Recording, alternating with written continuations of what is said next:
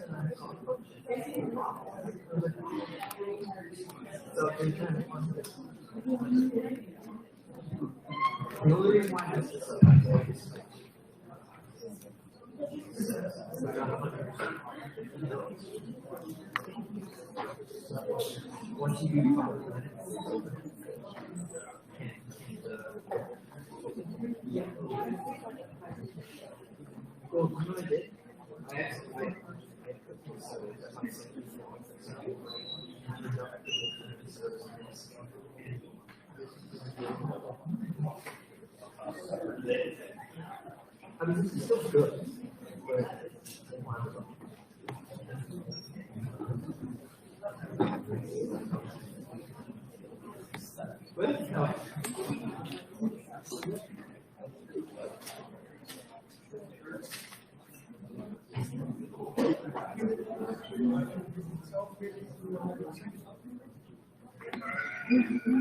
All right. Good evening, everyone. How is everybody? Are there any questions before we start? Anything? Yes. The question was, the term test is done in class or online. Haven't decided yet. I will make announcement once the information is available. Thank you. Other questions? Yes.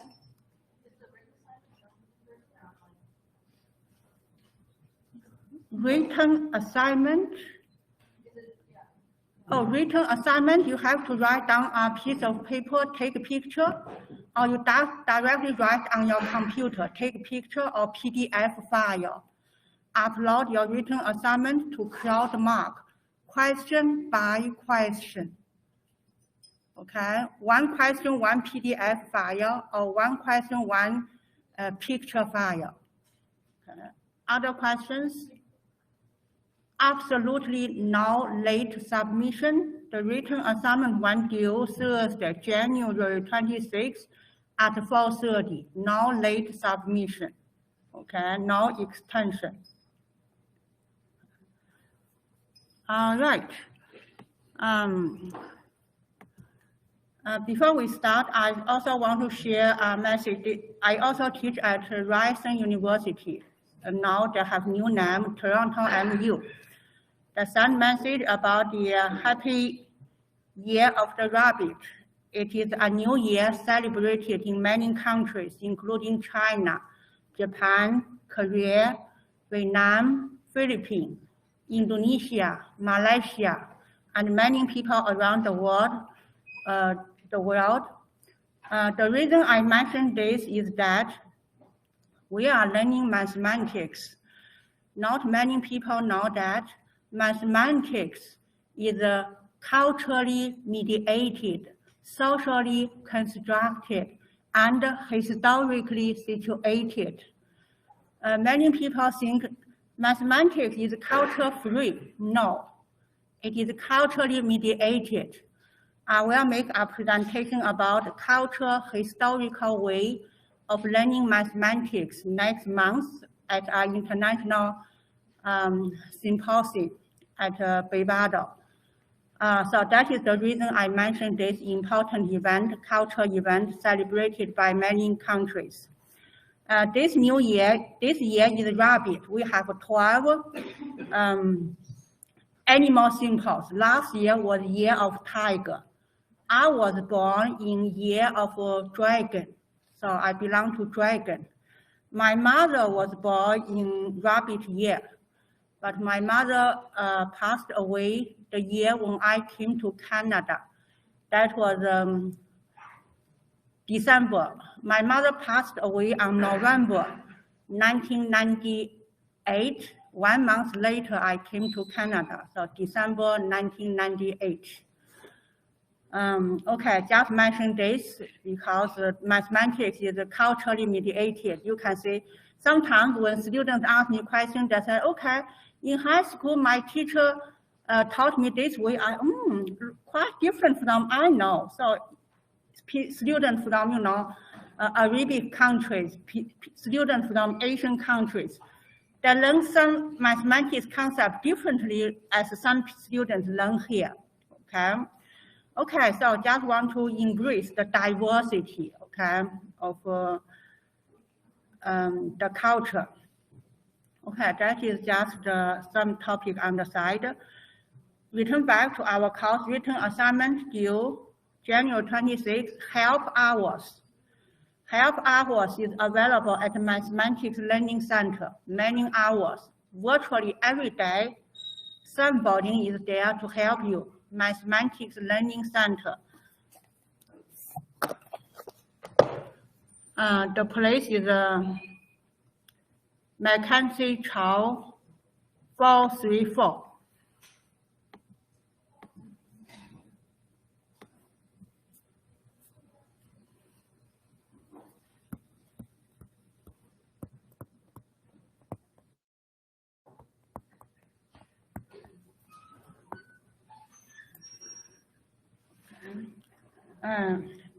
Just drop by, no appointment. Okay, anybody, if you see somebody, he or she will help you. Okay, that is the course logistics. Week 3, today is week 3. We are going to learn derivative. But before that, I want to present a small example to review what we did last class. The review question would be, if I give you a function fx equal to x squared when x not equal to 0, and it is equal to 5 when x equal to 0, and I ask you to evaluate or to find limit fx when x goes to 5. This is the question.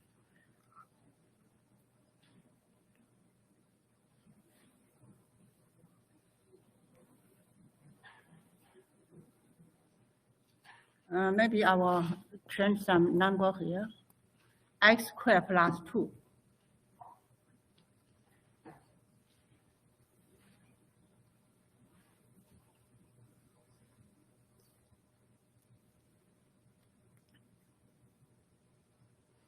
This is question 1, found the limit. Question 2, if fx is continuous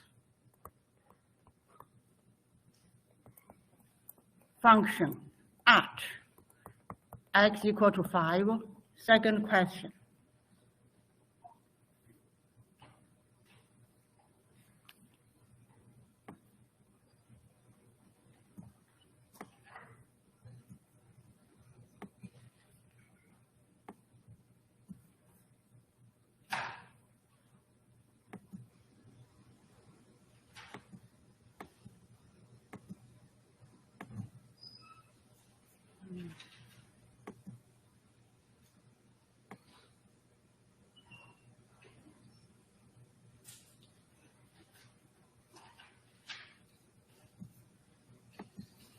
Okay, solution.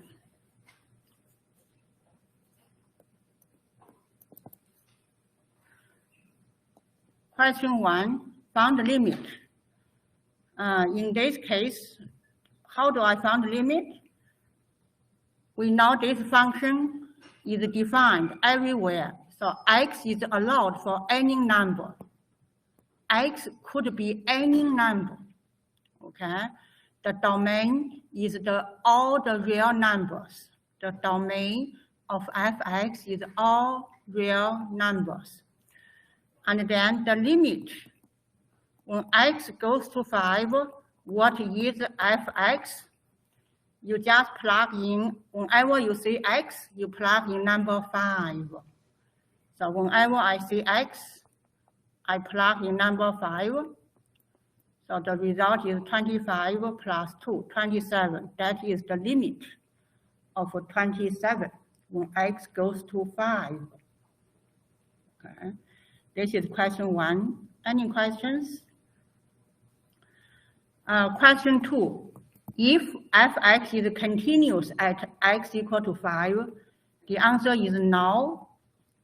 The reason is if you graph this function, you can use George graph, george.org, but here I just manually graph.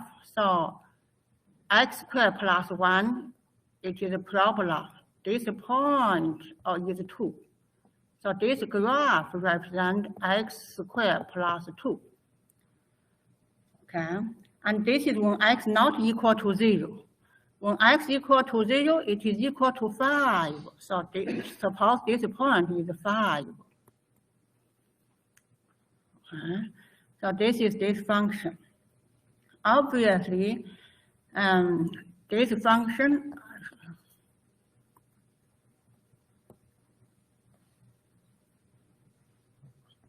is not continuous because there is a gap here. When x equal to 0, the function equal to 5. Okay, so it is not continuous. There are three conditions for a function is continuous.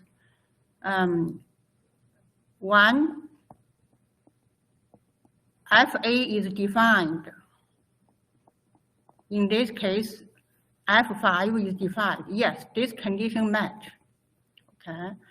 Number 2, limit f when x goes to 5, fx exists. Number 2 is also okay.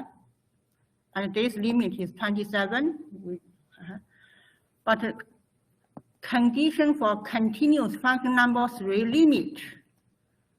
limit fx when x goes to 5 should be equal to f5. This condition violated. This condition does not match. That's the reason why the function is not continuous. Okay. So this is just small review of what we did, part of what we did last class. And this, you have a written assignment 1, a question similar to this one, okay? Any questions? Okay, so today we are going to do derivative, session 6 of chapter 2. And then we also finish chapter 2, move on chapter 3. Let's take a look at an example.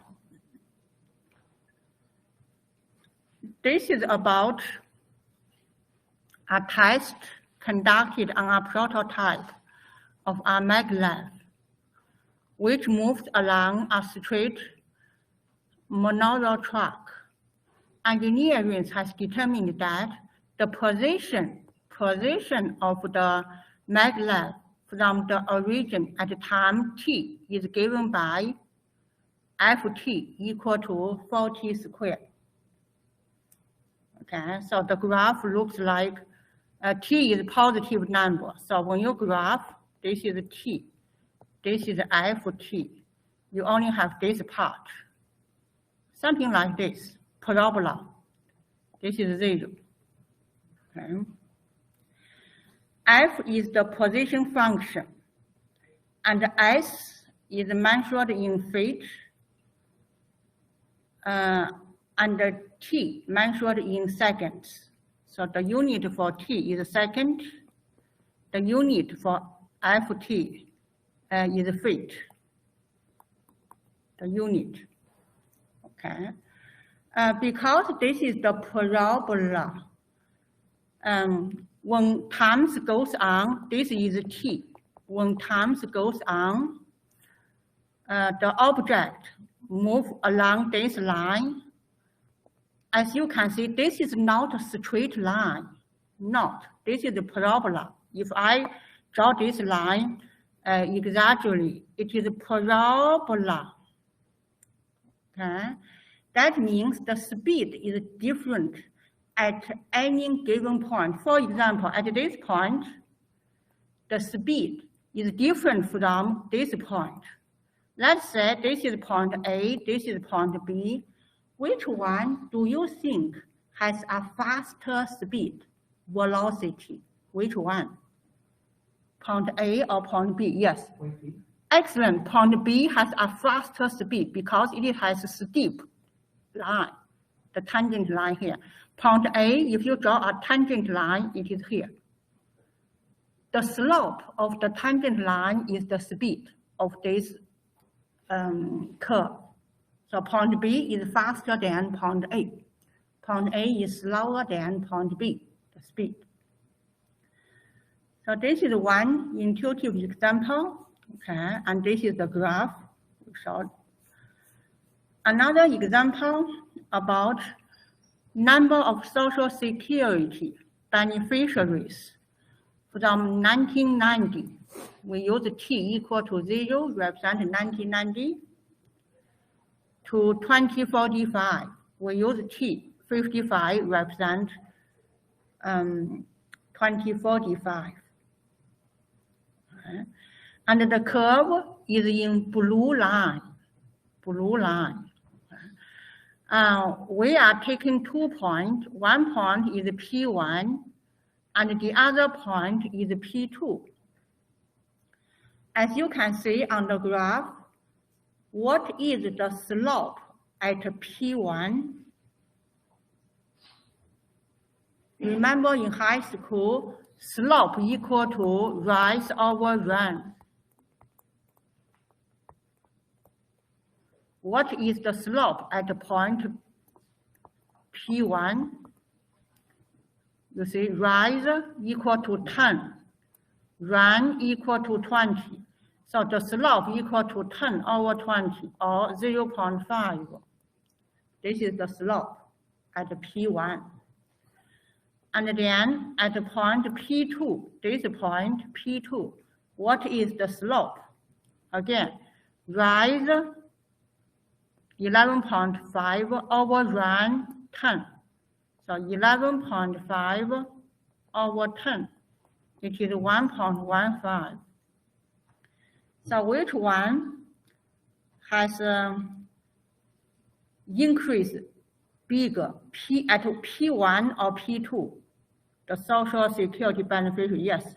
Would it be P2? Yeah, P2 increase bigger. As time goes by, the number of Social Security beneficiaries, the speed goes up.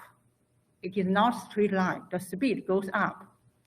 That's the reason, one of the reasons some people worried about many years later, there will be no money available for the beneficiaries or less money available because the speed is very increasing a lot. In both these two examples, we talked about the tangent line. Okay, this is the definition.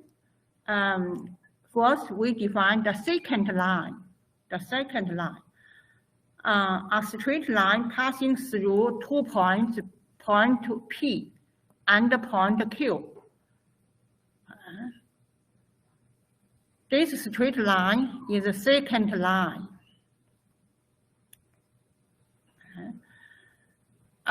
We can draw many secant lines passing through point P, as you can see here. Passing through point P. This is one secant line. This is another one, another one, another one. They're all passing through P. They're all called the secant line. As you can see, as I add many secant lines passing through point P, okay, the intersection of Q also moved. First, Q is here. Then Q moved to here. After that, Q moved to here, and Q moved to here. So Q very close to P when you draw many secant line. And we use this notation, the slope of a tangent line.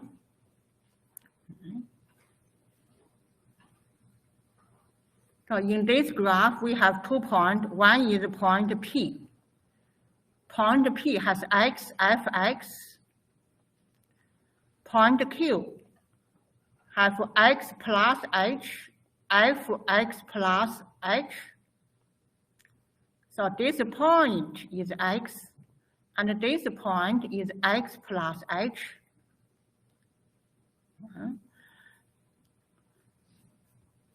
And we can write down an expression. So we can say this fx plus h represents the value at point Q. Minus fx, this point is fx. So graphically speaking, this one represents fx plus h. And from here to here represent fx. When you do subtraction, you just have this part left. So when you do fx plus h minus fx, it is this part. Okay? This is something on the top. And then if you look at something on the bottom, x plus h is this point, is x plus h. Minus x, it is just this part. On the bottom, it is this part. So what did you observe is that looks like rise over run. On the top is rise, on the bottom it is run. So rise over run, okay? And when Q move from this point to here, when Q move, when you move the Q, jump, okay? And this result equal to the limit, equal to the slope. So this is the formal definition of the slope of the tangent line. It is just the limit when h goes to 0. In this diagram, which one represents h? From here to here, this is h. Okay, when h goes to 0, that limit is the slope of the tangent line. And this expression here, very important, this one here, we will see a lot in this lecture. And this is the foundation for all the remaining coursework. I pause for a moment to see if you have any questions.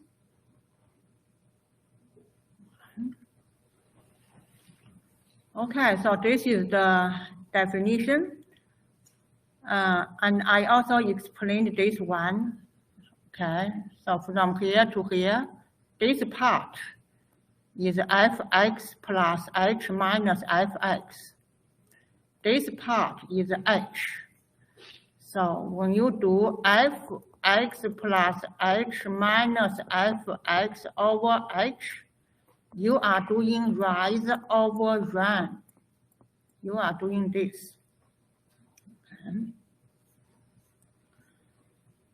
And if you take a limit, that is the rate of change of f at x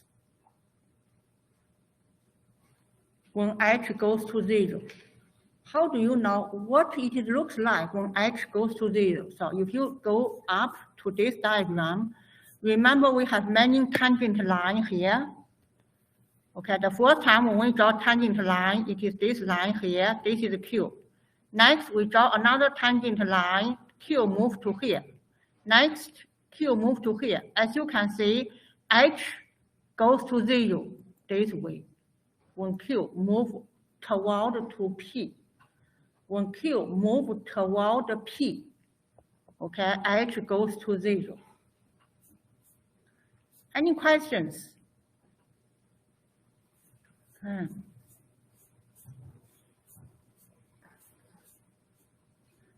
This is just the definition. What is the slope of the secant line?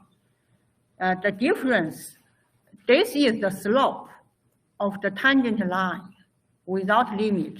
If you add a limit, that becomes the slope, instantaneous rate of change or slope of the tangent line. And this one is actually average rate of change. This is average rate of the change. When you have a limit, it becomes slope.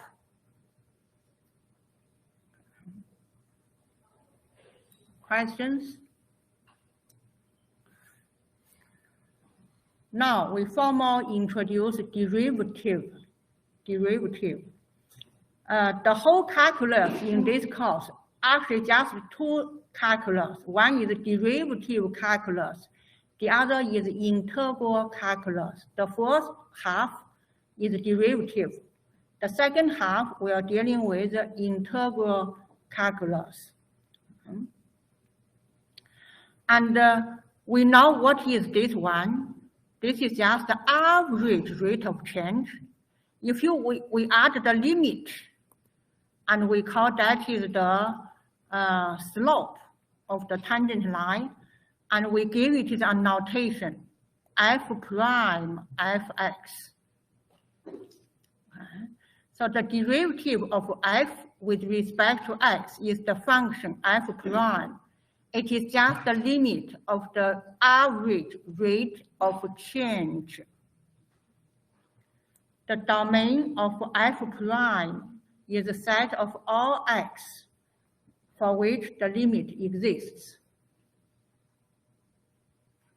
So this is the definition of derivative. It is just the limit of the average rate of change.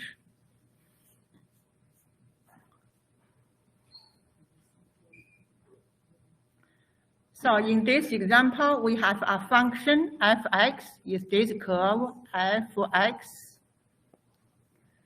And in this function, we have a point P. This is a point P. At the point P, this is x, and this is fx.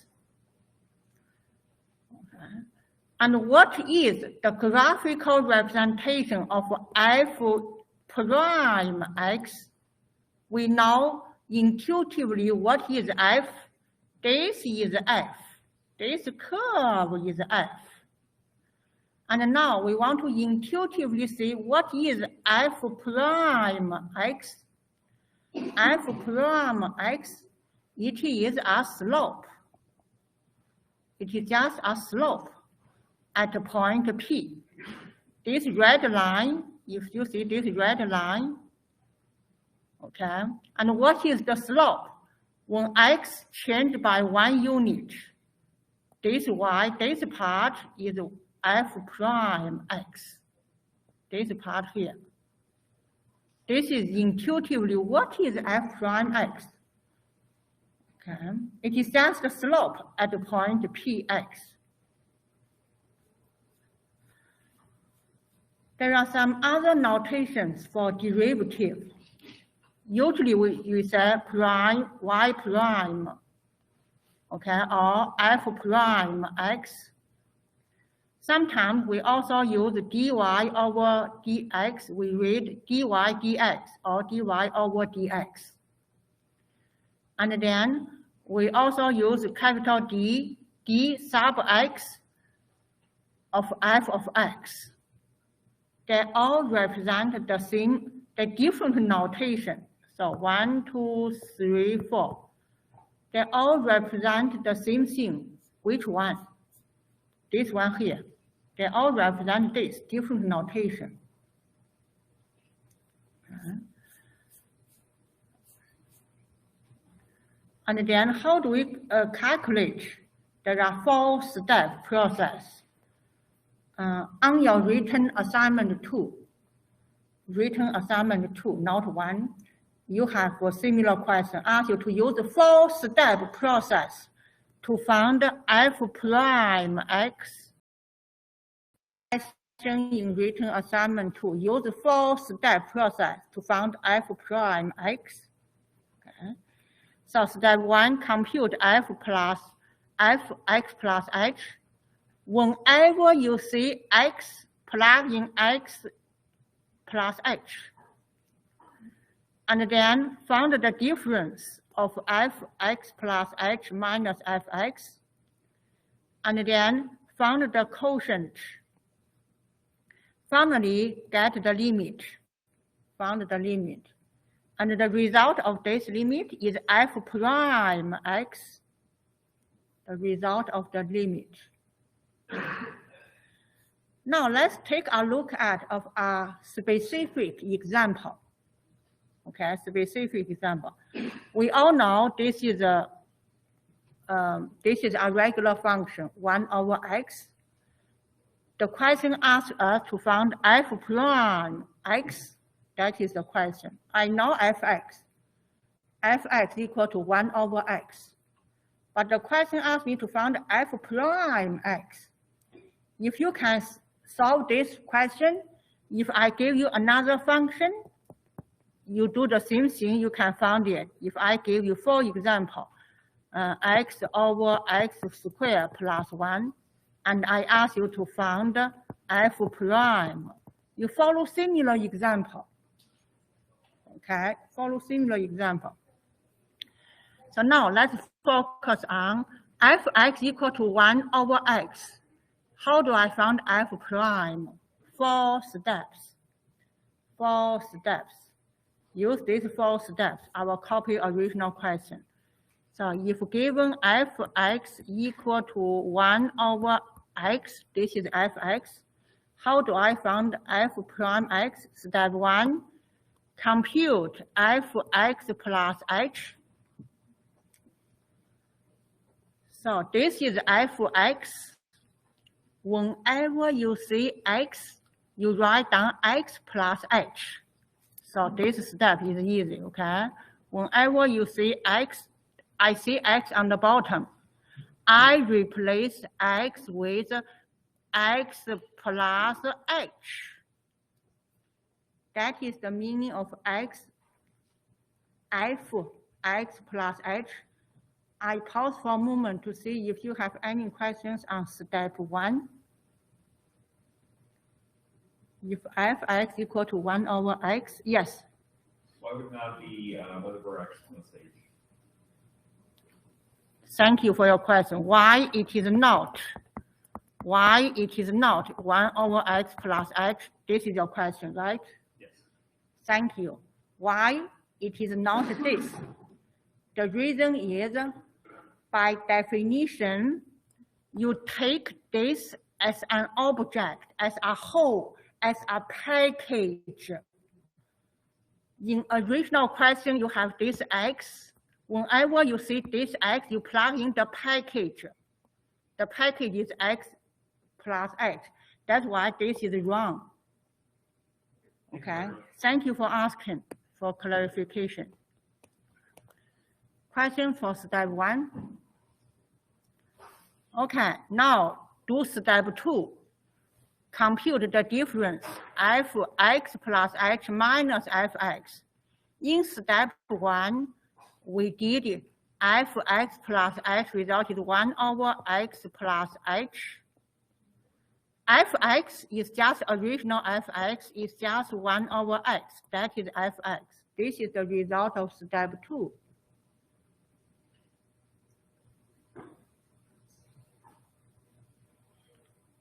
Any questions? Okay, step 3, compute this one. Step 3. So from step 2, something on the top, I may not have space, I will write down small letter. 1x plus h minus 1 over x. This is something on the top. On the bottom, divided by h. This is step 3, but we need to simplify this step.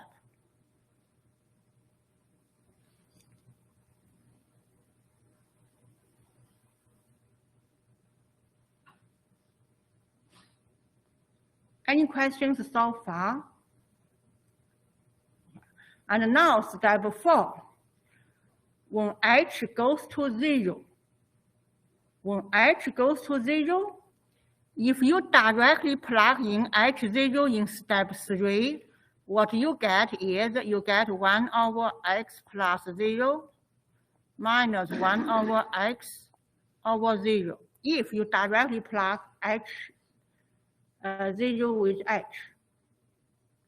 right? And then you will get on the top 1 over x minus 1 over x. On the bottom, you got 0. And then you got 0 over 0. This is undefined. Okay, this is undefined. We don't know this result. So this way does not work. When this way does not work, you have to do something else. You have to simplify the step 3. Simplify step 3. How? So step 3, we simplify step 3. On the top, we use x plus h times x, and then x minus x plus h. This is something on the top. On the bottom, it is unchanged, just h. Questions on this step? Simple algebra manipulation. And then when I continue modify something on the top, so I copy down x plus h times x. I take away bracket, x minus x cancelled out. I have negative h left. On the bottom, I have over h.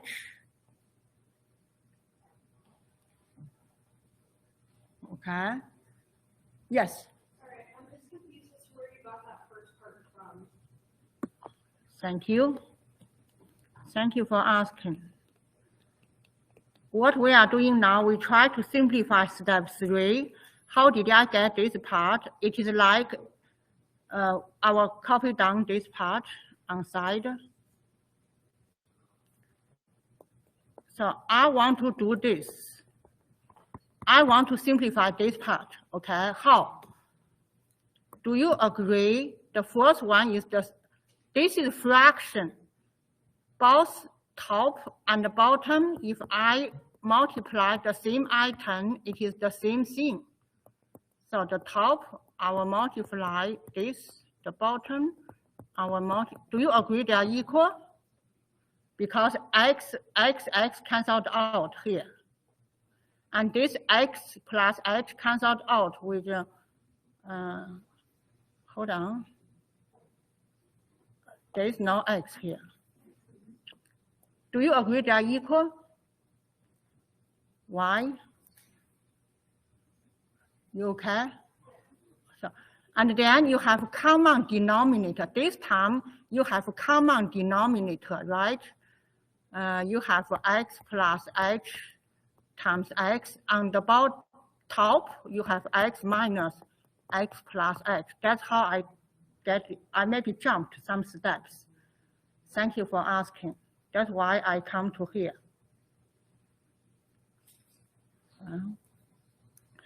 All right, continue this simplification, okay?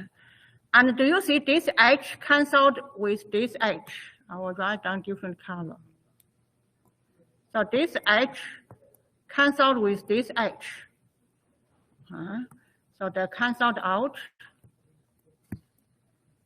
And now I have a negative left, and I have x plus h times x. On the bottom, it is just 1. Any questions? This is the result of step 3 after simplification. This is the result of step 3.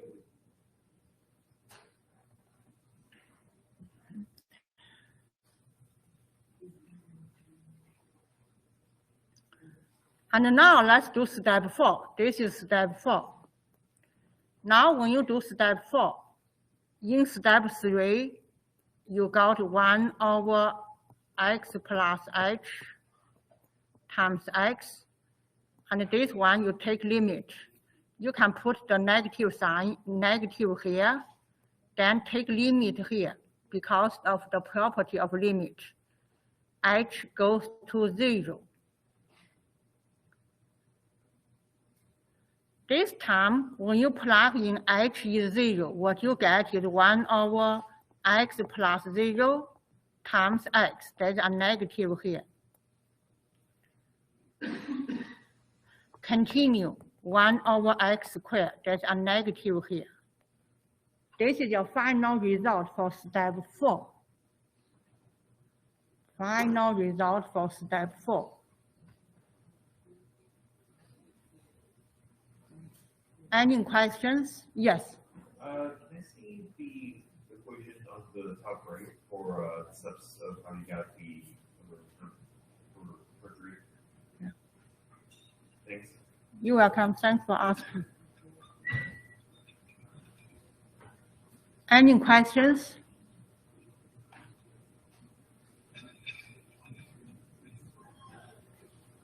And this example illustrates the typical 4 steps of what? Find f prime x or find the derivative of fx. How do I find derivative? 4 steps. Go over 4 steps, you'll find derivative, okay? And what does this derivative look like? It is negative 1 over square. Let's go to Georgia. Let's go to that software.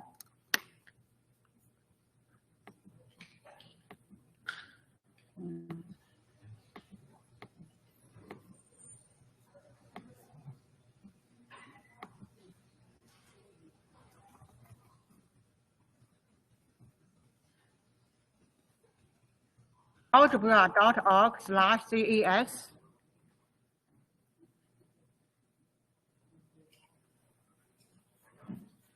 So original function is 1 over x.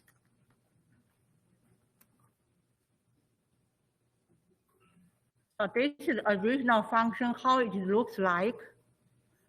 The derivative of 1 over x, we got negative 1 over x squared. Negative 1 over x squared, that is the derivative of f prime x.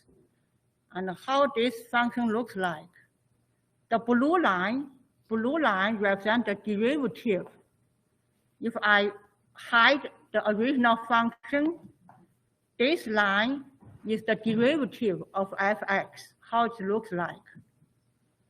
If I hide this derivative, the original function, this is the original function. By clicking this circle, you can on and off the graph, okay? This graph is 1 over x. The derivative of 1 over x is this graph, the derivative of this function. Okay? So if I want to show both, then I want to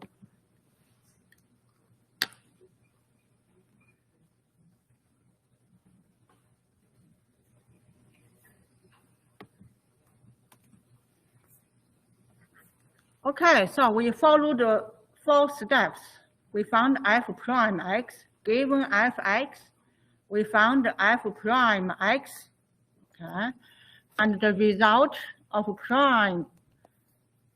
prime x is negative 1 over x squared. This is the result. And now question B, found the slope of the tangent line to the graph of t at the point where x equal to 1. So we are trying to find the slope of the tangent line. Remember, the derivative is the slope of the tangent line. So you just plug in x equal to 1 into f prime x. That's it. Okay, so f prime x is negative 1 over x squared. X equal to 1, so f prime x equal to negative 1.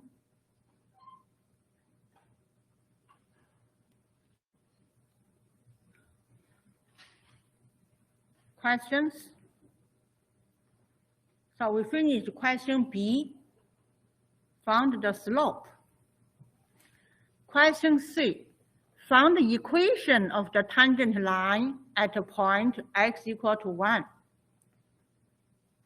Found the equation. Okay. In all, the tangent line always a straight line.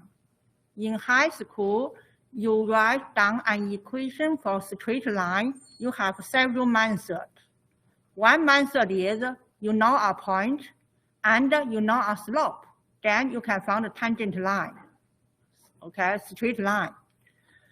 So question C. So generally speaking, in high school, if you have a point, let's say x0, y0, you have a slope m. What is the straight line passing through x0, y0? The slope is m.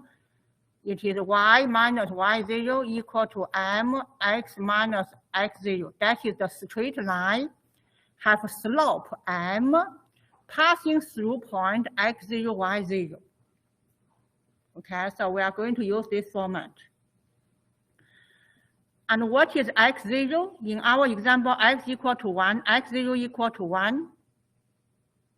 What is y0? Y0 plug in x equal to 1. X equal to 1, fx is y equal to 1 over 1, fx equal to 1. So y0 is 1. And the slope we found from question B, slope is negative 1, m equal to negative 1. So the straight line we try to write down is passing through point 1, 1 with slope negative 1. So can you write down a straight line passing through 1, 1 with slope negative 1? Yes. Use this equation. So y minus 1 equal to negative 1 x minus 1. And then just manipulate this expression a little bit. You get y minus 1 equal to negative x plus 1. Okay. And you get a straight line y equal to negative x plus 2. This is your tangent line.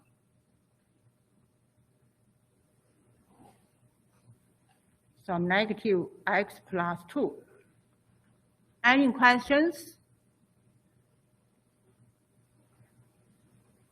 Now, how can I do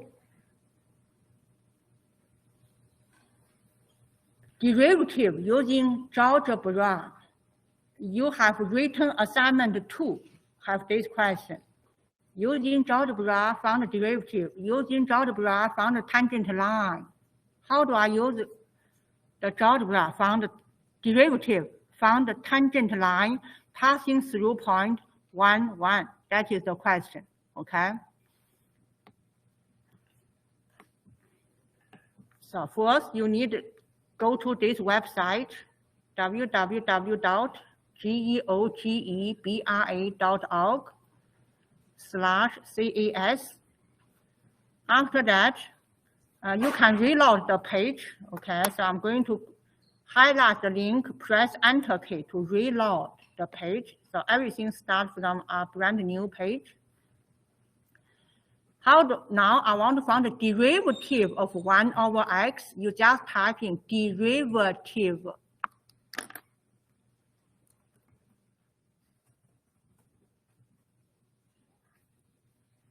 Derivative, opening bracket, 1 over x. Derivative, 1 over x. And when you press Enter key, see, you get a derivative equal to negative 1 over x squared.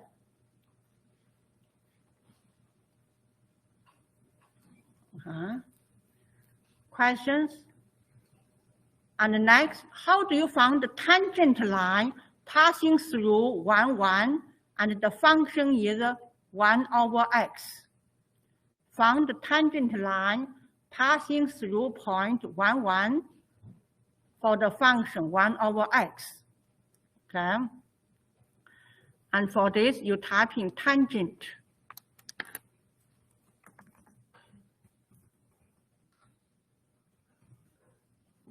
After tangent, you type in the point 1, comma 1, closing bracket, and then comma. Type in the, is this comma or comma? And then type in the function. Function is 1 over x. So what does this is? You want to find a tangent line passing through point 1, 1 for function 1 over x. Okay, when you press Enter key, it will give you the tangent line. It is negative 2 plus negative x plus 2. The same result as we got by hand calculation. Okay. Remember, looks like not tangent line because remember this is the derivative. If I plug in original function 1 over x, you see this is tangent line to the original graph at the point 1, 1. Did you see this is tangent line for the original function 1 over x? 1 over x is the orange color, tangent line. Did you see tangent line? Okay.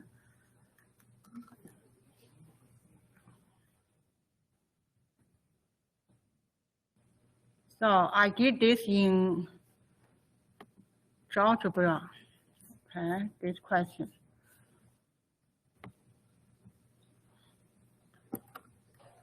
Oh, yes, question?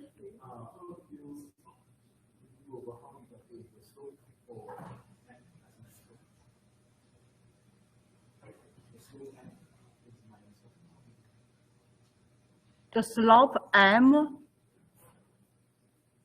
how did I, thank you. The question was, how do I get slope m equal to -1?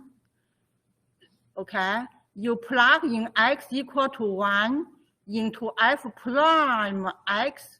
Remember f prime x equal to negative 1 over x squared. F prime x is the slope. F prime is the slope. You found the slope at which point x equal to 1. Now you get -1. F prime x. Any other questions? Okay, shall we take a 10-minute break? Come back at 7:03. Back at 7:03, continue.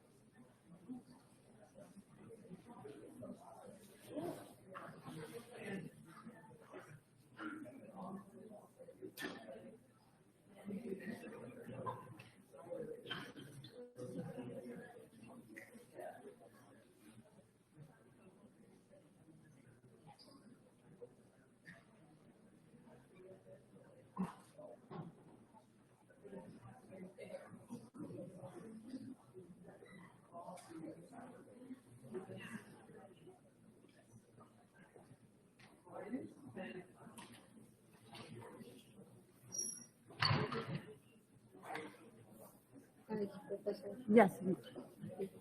I have a question about the reading assignment. Yeah.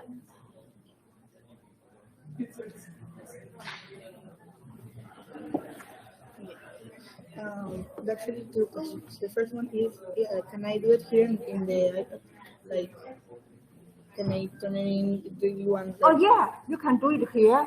Then you I'll turn it into a PDF and then submit it. yeah, and submit question by question. Yeah. And then my other question is here in question number 5. You're asking, I think, to find the domain.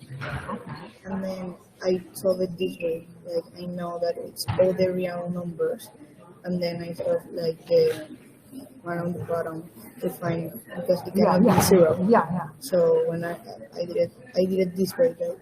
Is this way? Yeah, correct? that's fine. Yeah.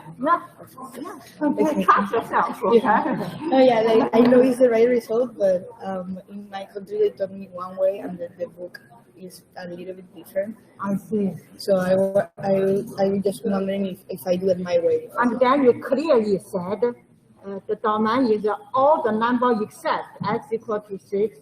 Oh yeah, great. Yeah.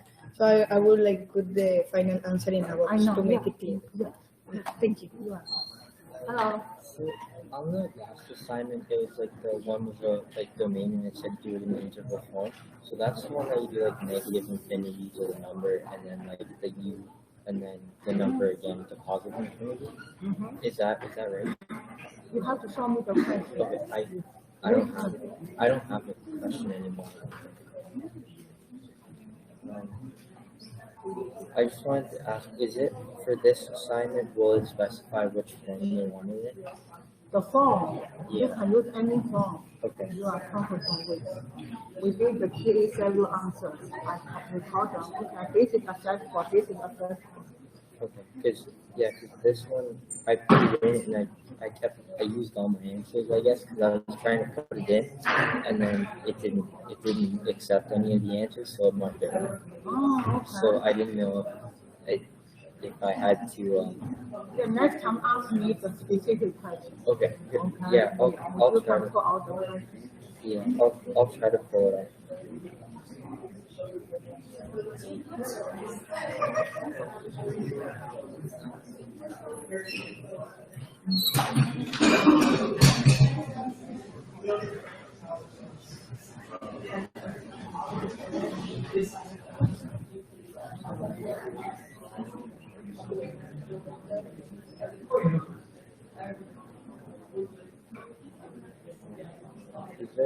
Is there a way to get to your Textbook? no to the level sign? The level sign? Yeah. I think you let me click here. Did you go through the? I'll try this one. Yes, because I went through here and I logged in. It's okay.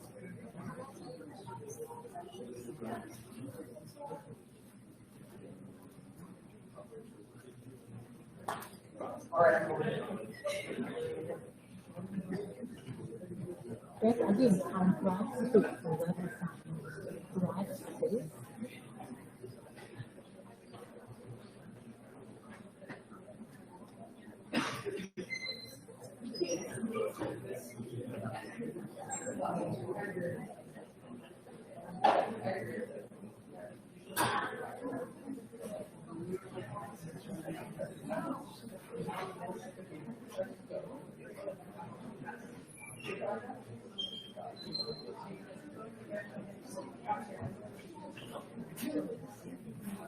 Sorry.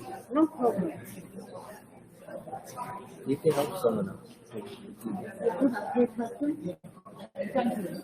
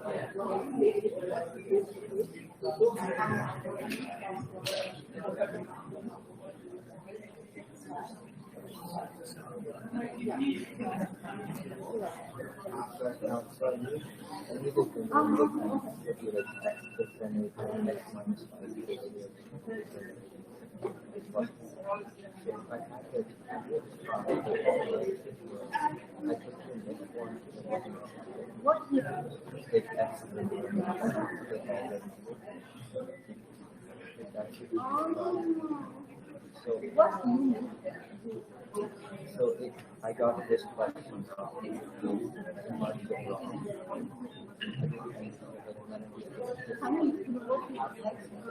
This X is an X all real numbers. So the domain is all real numbers. You are correct. You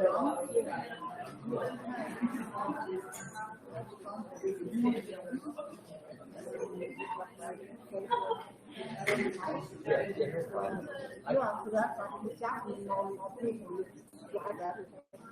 This is the first time I think that's why I think that many outcome will not make it back to your high school. What's meant is to try this way, and then I thought it was like that's when you put the B, but I didn't know if you said this.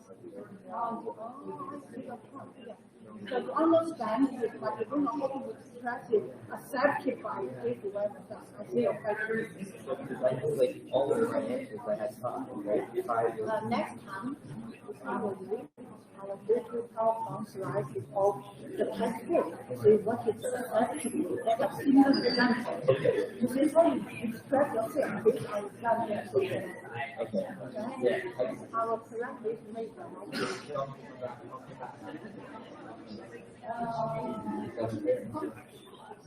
I remember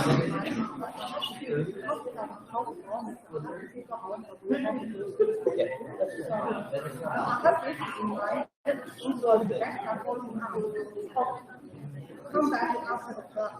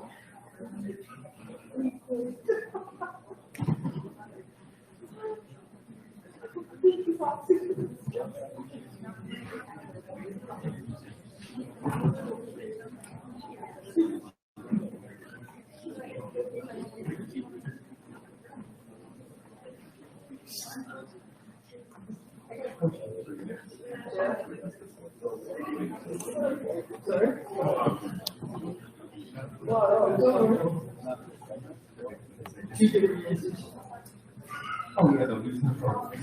Yes.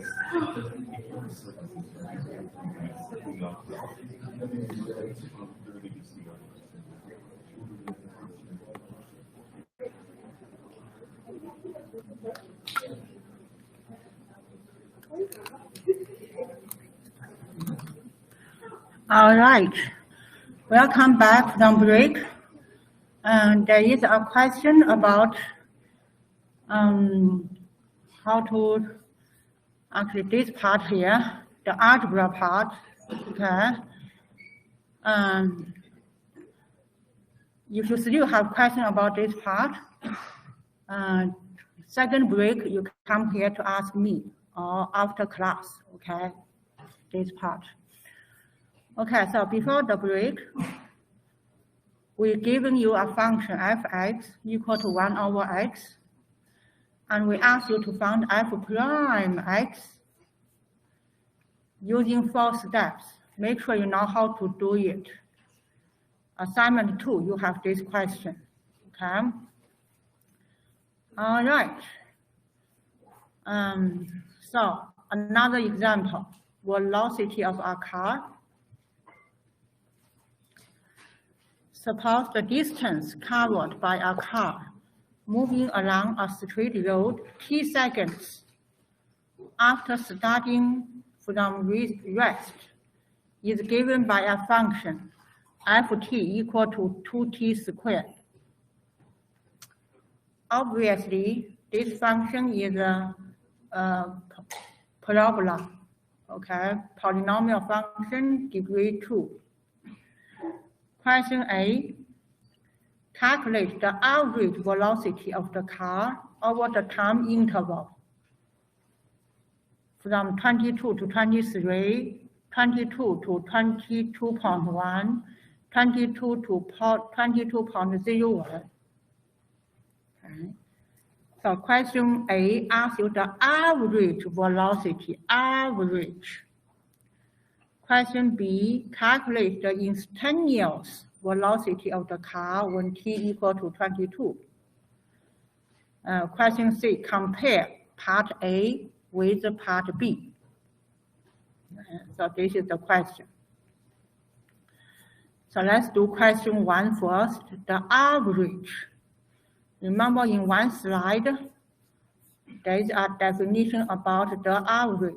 See my note here. When the question asks for the average, you use this formula, fx plus h over f.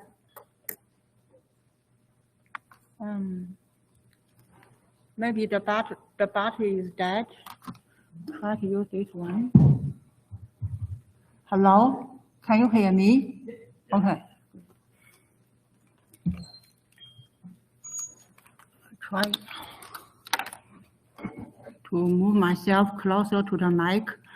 Okay, the average, this is average. Question A asks us the average, so we use this formula. This is the average. Okay. So go back to this question. See, we use average, okay? Original function ft equal to 2t squared.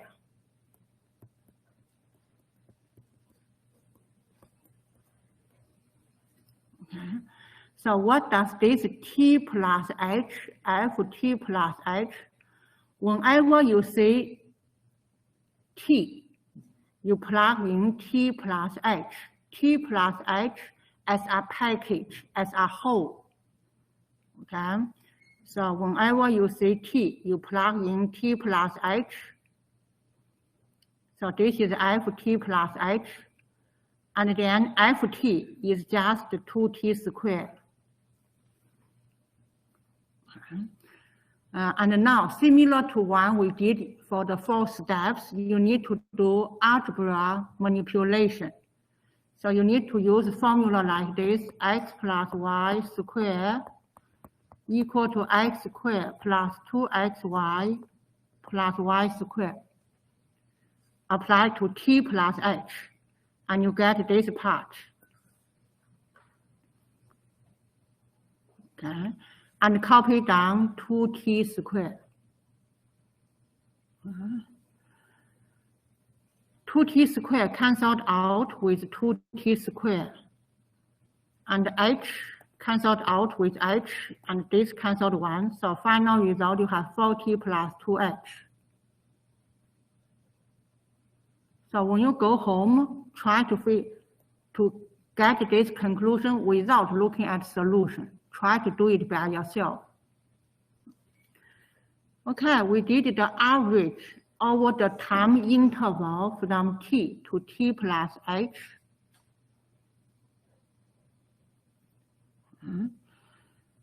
And now The question asks you from 22 to 23.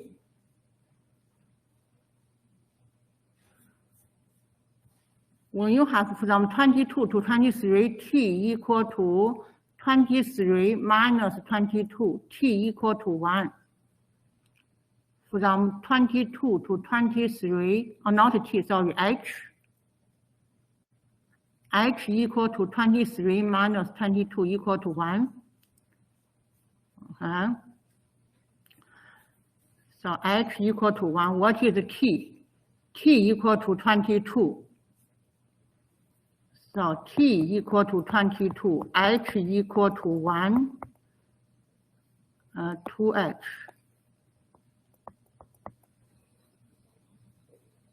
And you got 90, right?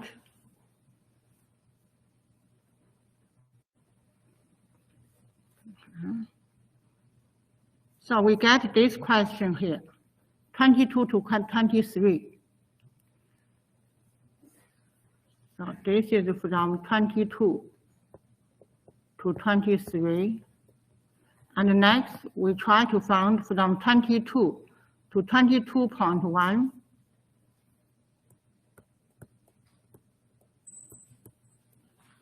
So first, solve for h equal to 22.1 minus 22, 0.1, and t is still the same, 22. And then 4t plus h equal to 4 times 22 plus 2h, h 0.1, so it is 88.2. Okay. Last one, we need to find 22 to 22.01. From 22 to 22.01. So first, find out what is h. H equal to 22.01 minus 22 equal to 0.01.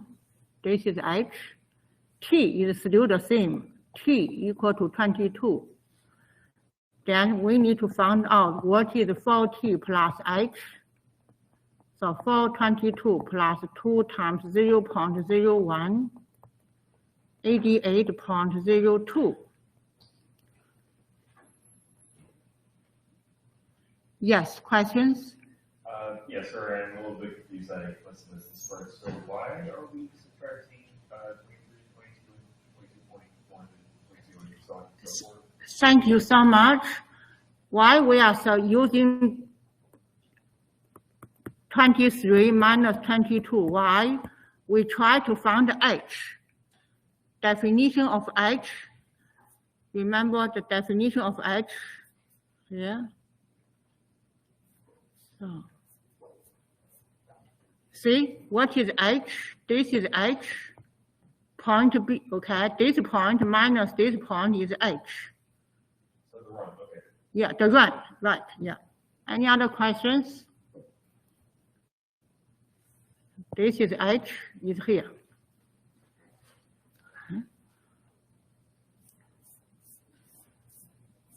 All right, so go back.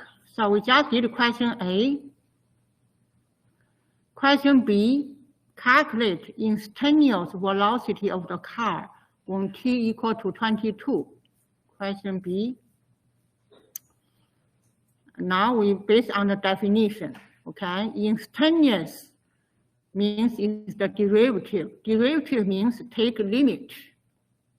Take limit of the average. This is average in the box.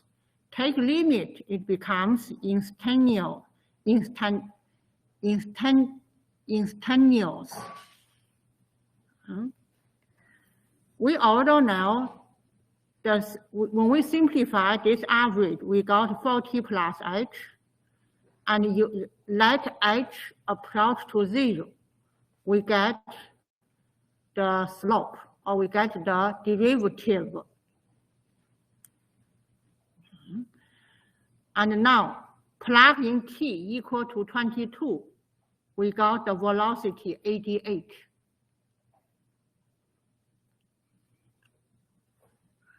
Any questions? And question C asks you to compare A and B. So for B, we get 88. Okay, and for question A, we get 90.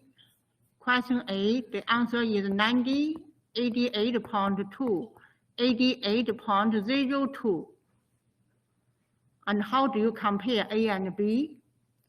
So as you can see, when the second point approach to the first point, the second point approach to first point, the average speed approach to 88. Did you see that? When 2 points are close together, very close, the average speed is the slope of the tangent line. Any questions? Yes. Sorry, going back to D, you said the answer 4T was the derivative? 88, correct. 4T is the derivative of 2T is the 4T is the derivative of 2T squared. Okay, thank you. Thank you for asking. Other questions? Yes.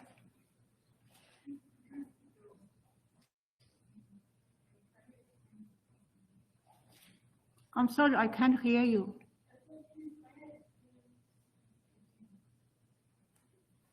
Explain B. Oh, thank you. Explain C. Thank you. The result from part A, we get average speed is 90. Average speed is 88.2. Average speed velocity is 88.02. Those are the results for question A over those time frame, time interval. Did you see from 22 to 23 seconds or maybe seconds or minutes, we got average 90. From 22 to 22.1, we got the speed 88.2. From 20 to 22.0, we got 88.02. Now, I give you another number. From 22 to 22.001, if I give you this time interval, what would you see would be the next number? Anyone want to try? If I give you time interval from 22 to 22.001, what would be the number here? Excellent. 88.002. Okay. As you can see, 22.001 is very close to 20. When the number is very close to 20, the number will very close to 88. Okay, that is the comparison between A and B. Questions? Yes. I just want to know if you make for this proper for C, but when you say that the averages decrease from 90 to all the way to 88.02, did you say that's correct wordage or should I word it differently? Not decrease. The correct interpretation should be when time interval is when the interval is close to 0, the average speed close to the slope, to the instantaneous speed. We all know the average is different from the instantaneous. 88.02 is different from 88, but they are very close. When you do next calculation, you got 88.002. Do next calculation, you will get 88.0002. Do next, you'll get 88.00002.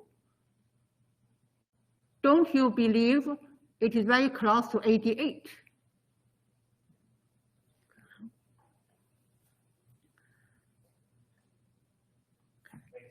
Thank you for asking. Okay, so we did that question. Okay, next concept, differentiability and continuity. Let's look at graph 59A.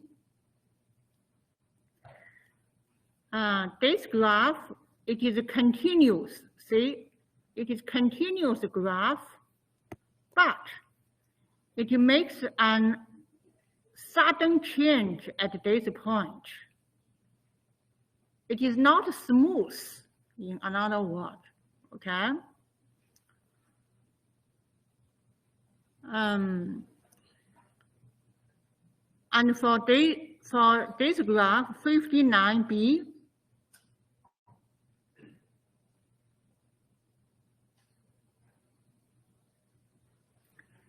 we said the slope of x, the slope at x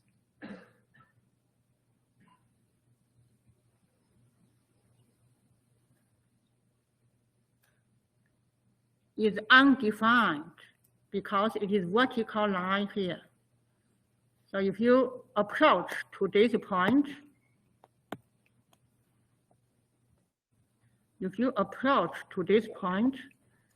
it is, so this is tangent line, tangent line, tangent line, and it becomes this one.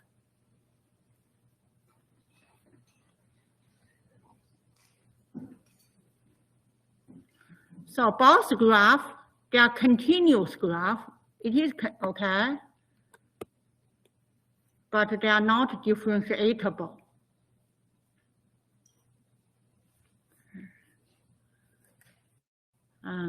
Okay, a new example, applied application. Mary works, my dog name is Mary. Mary works at the B&O department store where on a weekday, she is paid $8 an hour for the first 8 hours and $12 an hour for overtime.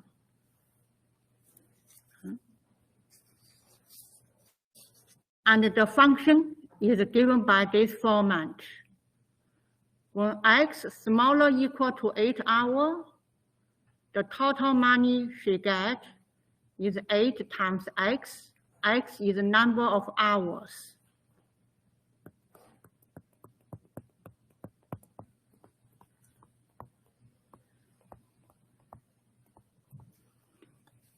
How many hours she work?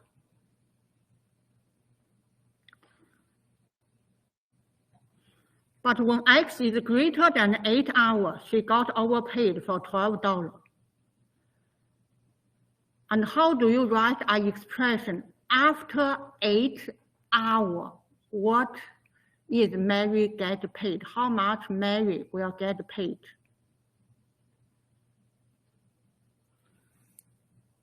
When x greater than 8, how much money Mary paid? That is the question.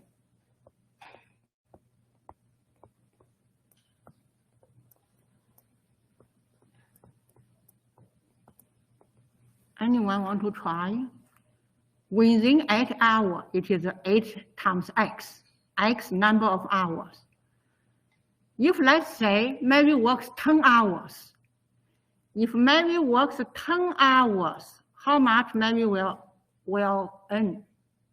get? Anyone? So you divide 10 hours in 2 parts. One is 8 hours, the other is 2 hours. For 8 hours, Mary will get paid $8. So 8 times 8 for the first 8 hours. For the second 2 hours, Mary will get paid 12 hours or $12. So total Mary get if she works for 10 hours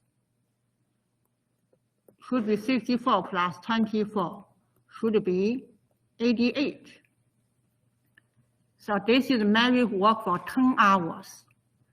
Now, when Mary work for X hours, X greater than 8, how much Mary earn? If you know 10 hours, but now I want her for X hour, X greater than 8. Because X greater than 8, you need to divide this X in 2 parts. One, use X minus 8. When X minus 8, like 10 minus 8, that is the extra hours, overtime hours. When overtime, Mary get paid $12 per hour. Okay? And then inside this 8 hour, Mary get paid 8 times 8. Is that clear? When X greater than 8, this should be how much Mary get paid. If you plug in X equal to 10, you will get 88. Okay, and then manipulate this algebra. So it is 12x minus 96 plus 64 and equal to 12x minus 32. This is how you come with this expression. Just do little algebra. Okay, so when x greater than 8, use this expression. Okay, so now what is the question here? Given Mary's earnings on a weekday in which she worked X hours, sketch the graph of the function f, explain why it is not differentiable at x equal to 8.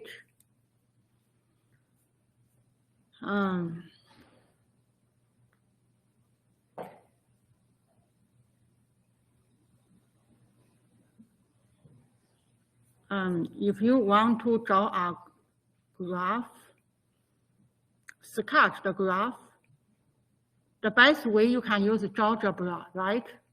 So let's use GeoGebra to sketch this graph. So we want to start new graph, click reload.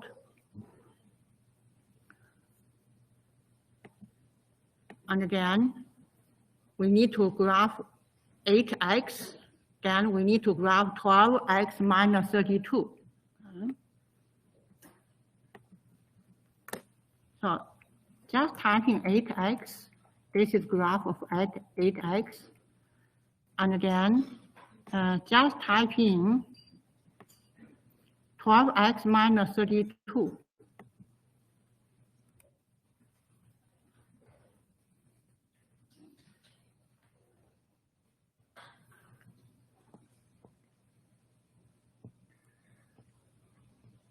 I have to maybe make this.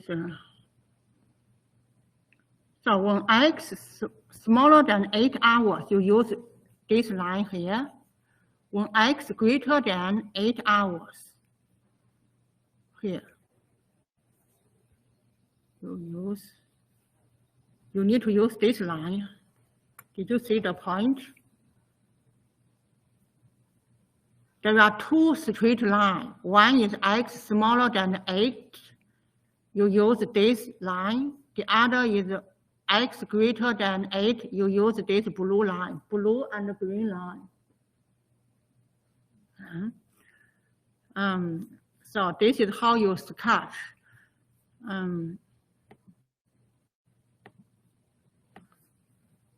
So the result is here. This is when x smaller than 8, and this part x greater 8.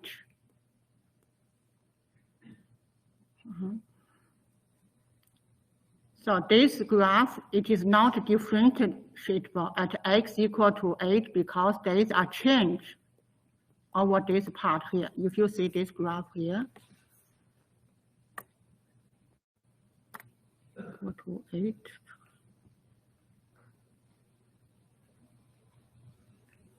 Not sure if you can see. This is 8. Okay.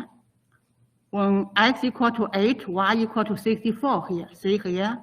After this point, after point 64, you see this graph. See this point? Okay. At this point, it is not differentiable because it has changed. It is not smooth. So I'll just copy this one to OneNote as a reference. Okay.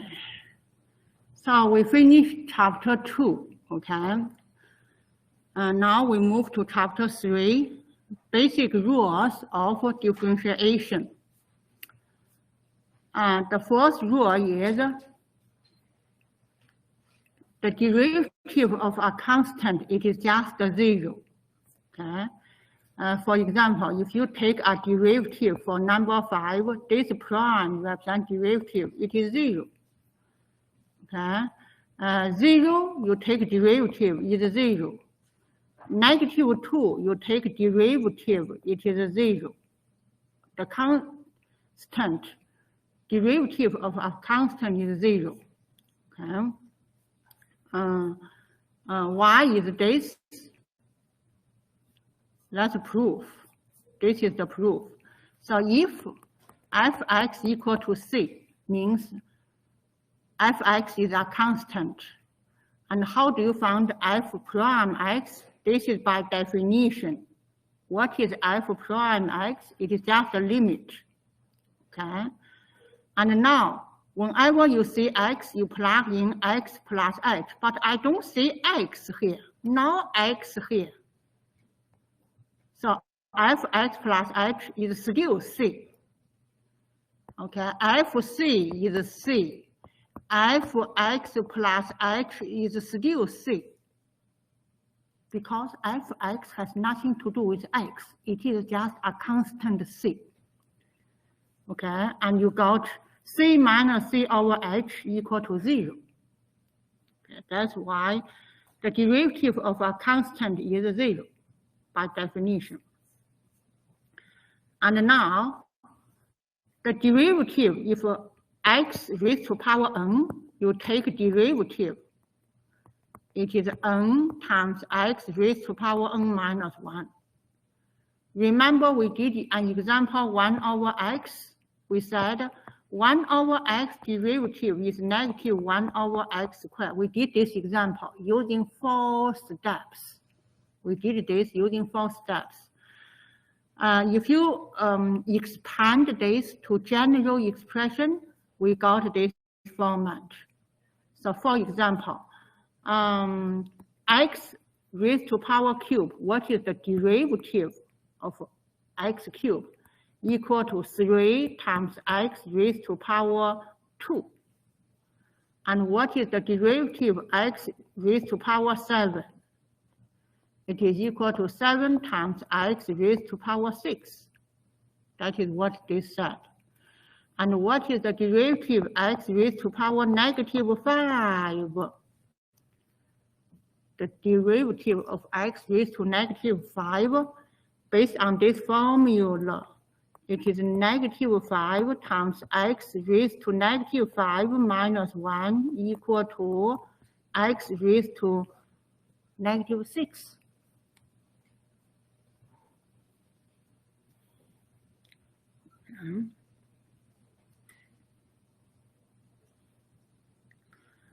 And this one, verify when x equal to x squared. How do you use 4 steps? 4 steps to get the derivative of x squared equal to 2x. So the derivative of x equal to 2x if fx equal to x squared. How? 4 steps. Use 4 steps, you can get this one. Okay.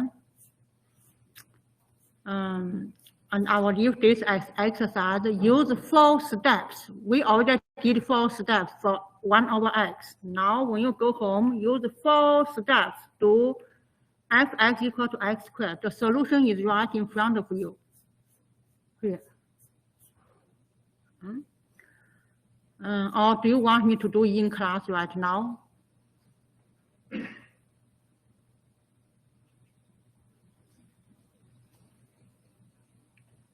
Maybe we do it in class because this is important 4 steps, okay? So I will go back to 4 steps, do x equal to x squared. Use 4 steps here, 4 steps to find f prime x, okay? And this time,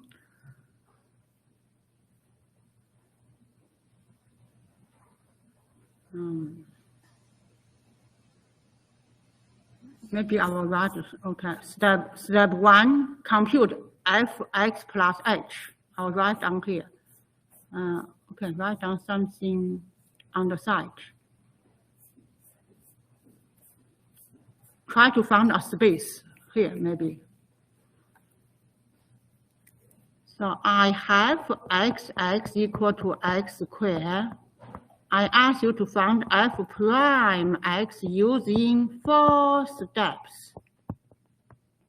That is the question. So step 1, use 4 steps to find f prime. Step 1, we need to calculate what is my steps. fx plus h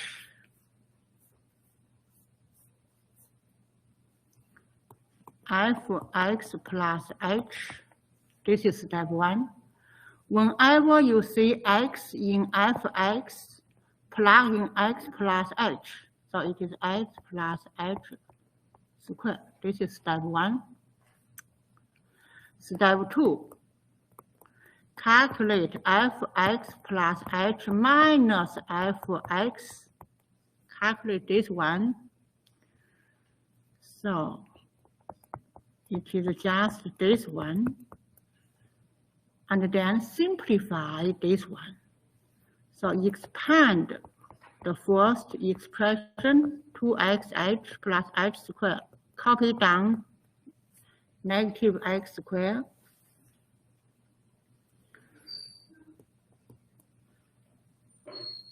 And then you have x squared, f squared canceled out. So you just have 2xh plus h squared. This is step 2.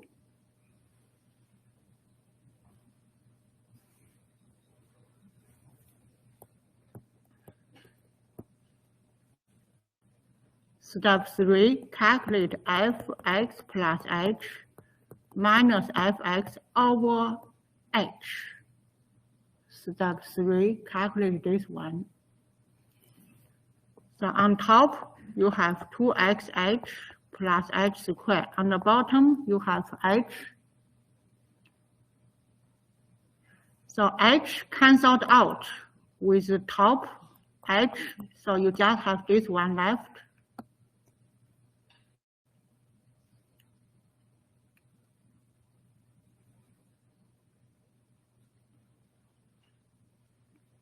Any questions? Okay, now step 4, take limit of step 3. So what is the limit when h goes to 0? Fx plus h minus fx over h.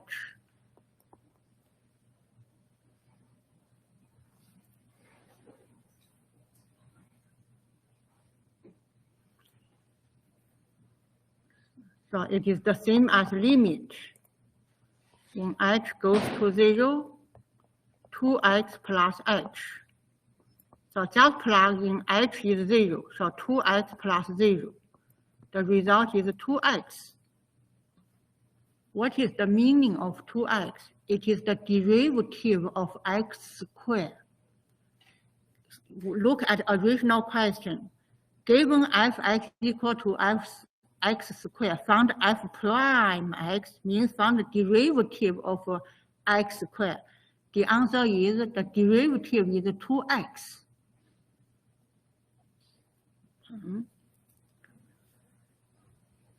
Any questions? Using 4 steps to find the derivative of a function.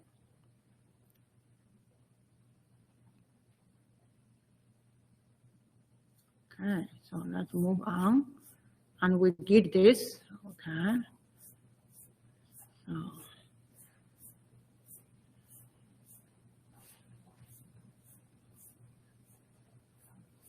So we did this, okay, use derivative to find the result is 2x. Another basic rule for derivative is that if a constant c times an fx, you can take away the constant c, just take derivative of fx. For example, you want to take derivative of 5 times x raised to power 4. It is the same as take number 5 out, do the derivative for x raised to power 4. This is what this property said. And then, what is derivative of x raised to power 4? It is 4 times x raised to power 3. So the final answer, 4 times 5, 20 raised to power cube.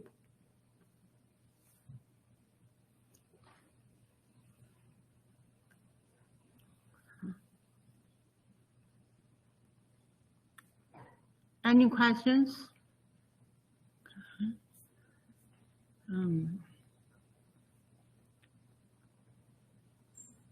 And how do we prove? How do I prove this is true? How do I prove this is true?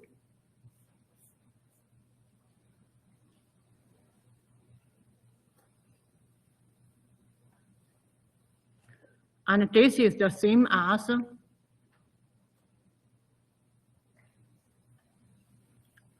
I will make another note. This is what we want to do. We want to prove this one. Okay. Okay. So we want to make another x, gx equal to c times fx, given.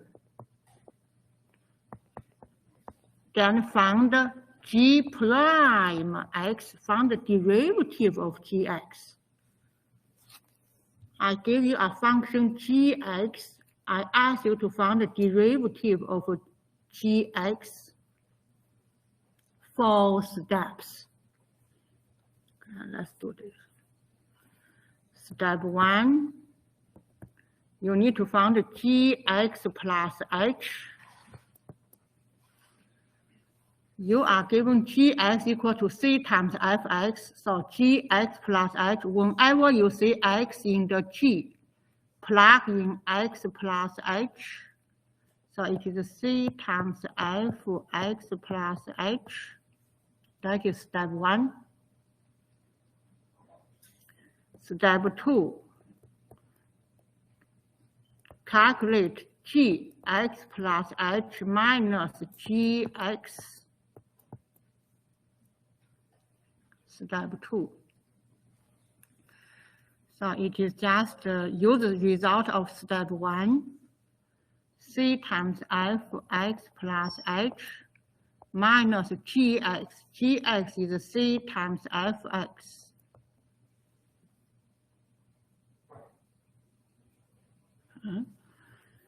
And then you factor c out, simplify this, take c away, you have fx plus h minus fx.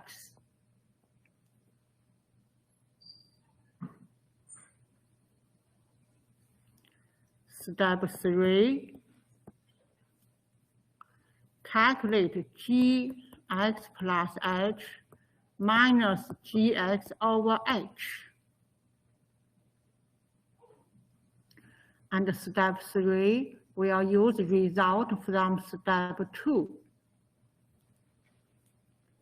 So on the top, it is step 2. The result for step 2 is C f x plus h minus fx. On the bottom, it is h. Okay. And then this result, I will write down C times fx plus h minus fx h. This is step 3. Step 4, do the limit. Take the limit when h goes to 0. Gx plus h minus gx over h.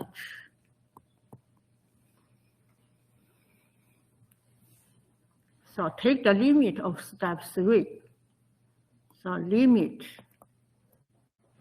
h goes to 0, c times fx plus h minus fx over h. Remember, we can take c away, c times limit h goes to 0, fx plus h minus fx over h. Do you agree this limit is the definition of f prime x? F prime, the definition of f prime x equal to limit x goes to 0, fx plus h minus fx over h. We done the proof. So what we did, we found the derivative of gx equal to c times fx.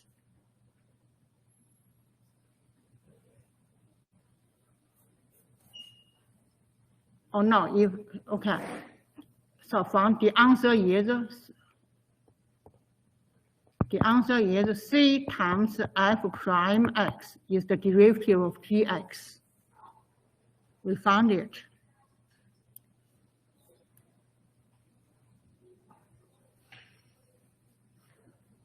Okay, so any questions? So we did this part, okay.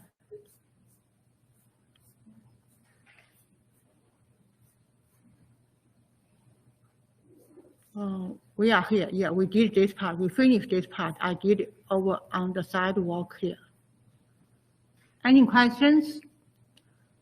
Okay, second break, back at 8 o'clock, we continue. Okay, 8 o'clock, 10 minutes break.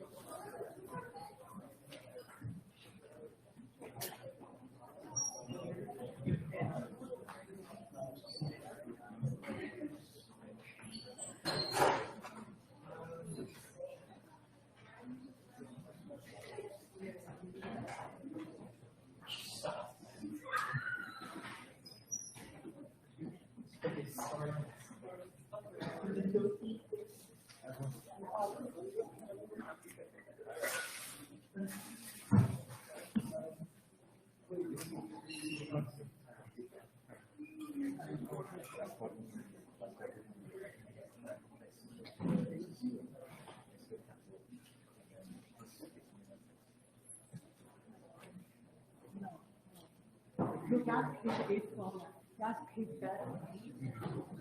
That is the definition of f prime.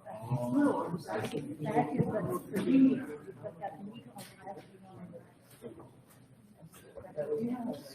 Thank you for asking. Excuse me. Yes. So I follow all of the steps until we get step 4 at the very end where we get c times f prime x. Everything else makes sense to me. I'm just wondering, how do we get from this to the limit to this? Okay. This is definition. This is buzzword. If you take, if I ask you what is the definition of f prime x, if I ask you this, you are saying, okay, x plus x minus fx over x, take limit. That is the definition. Oh, so this is the definition. Yeah. So what is f prime x?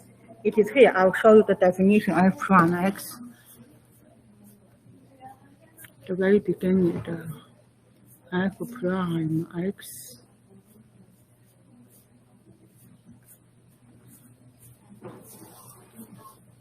See, the definition, what is,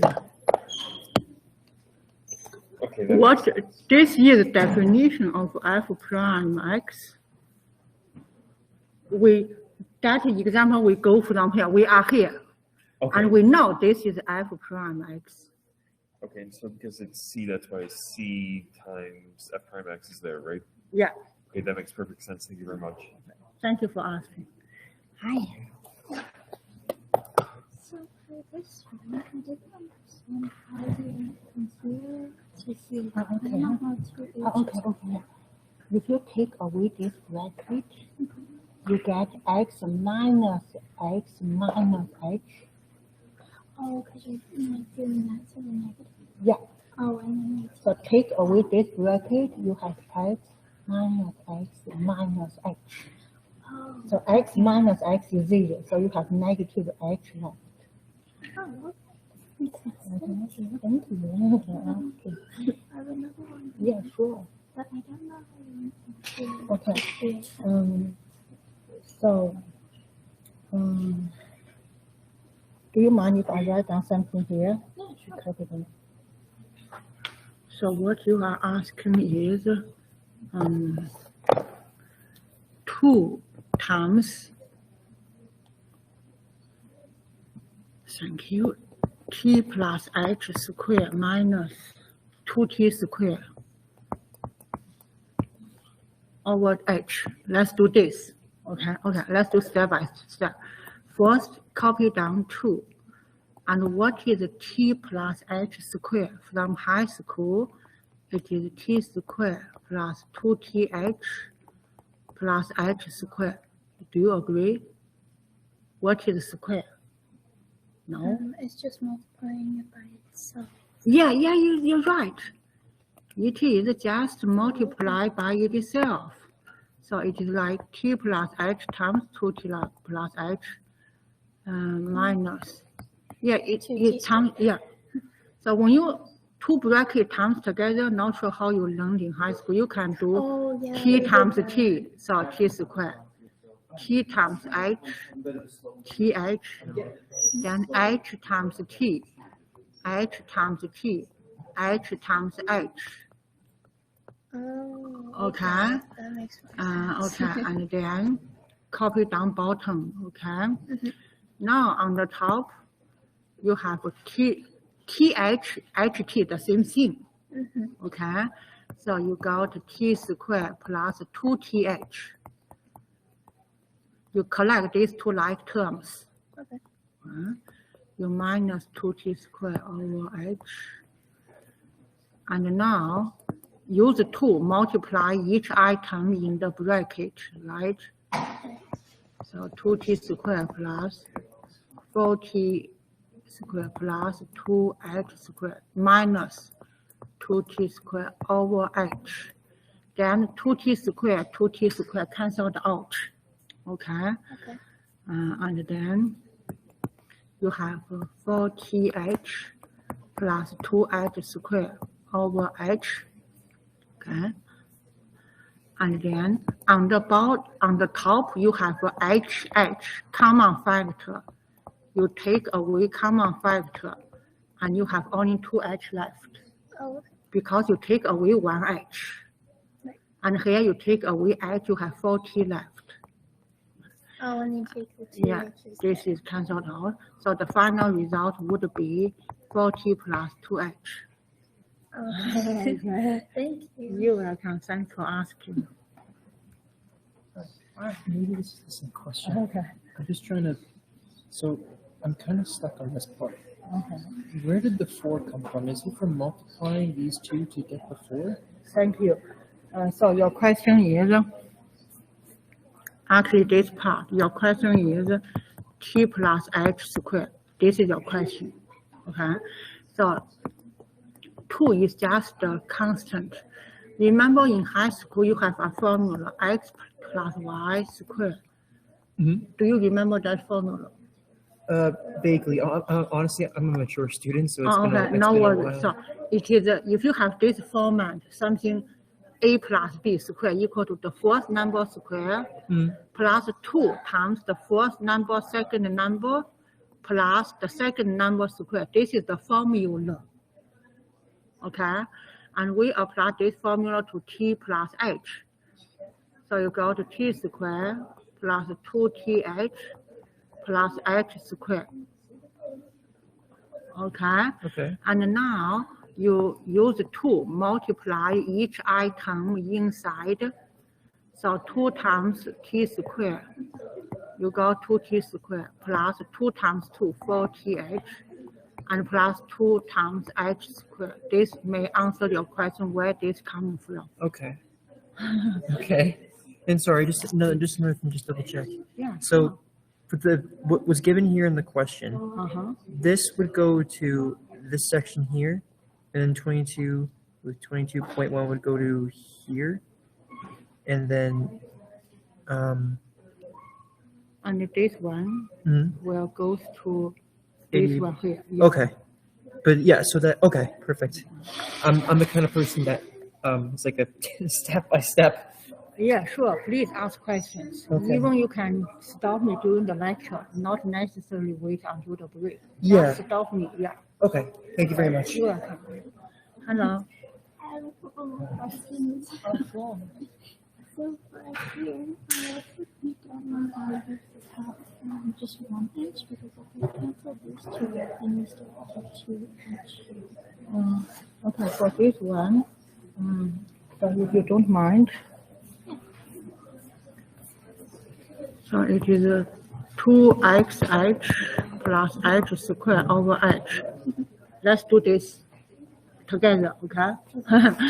So on the top, you take away h, 2xh. When you take 1h, you only have 2x left. X squared, you take away 1h, you have h left. Oh, it's This the is on common the top. factor again. Yeah, so this is on top, right? On the bottom, you have h. This h canceled with this h, so you have 2x plus h. Okay. Just need practice. Just need to ask. Yeah. Ask more questions. Don't be afraid. Okay, thank you. Okay. I do have one more. Yeah. as well. Yeah. So for this one, I don't understand how that came about from here. Like, I know that you moved it to the other side. Actually, this is h plus h, not 0. Oh, I thought you replace it with 0. You don't. I never write down this, so you don't create by yourself. Okay.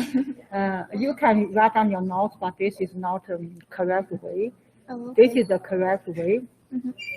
So limit when h goes to 0, tx plus h minus tx over h. We take this d away. What is the question? I just don't understand how this came from C. Okay. Okay, this is actually the definition of what is here. If I cover this part, if I ask what is fx plus h minus fx over h, take limit. This is the definition of we are here. We just have c in front of this limit, right? Oh, okay. So this is c times f prime x. If we have c here, Oh, okay. by definition. Okay. Okay. Yeah. Okay. Thank you for your questions.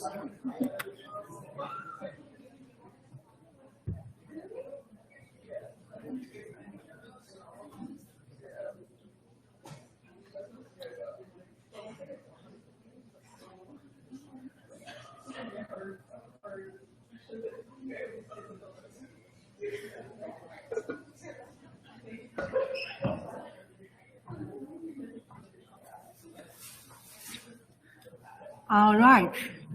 Welcome back from break. Any questions? One commonly asked question I got during the break is, if I cover this out, if I just give you this part, you need to know this part is f prime x.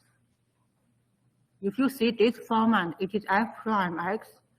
And sometimes it is changed the format, it is changed the letter. So if I give you another format, I say limit.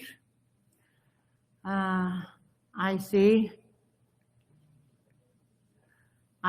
g x plus h minus g x over h when h goes to 0. If I give you this, you should know this is g prime x, means it is the derivative of gx, okay?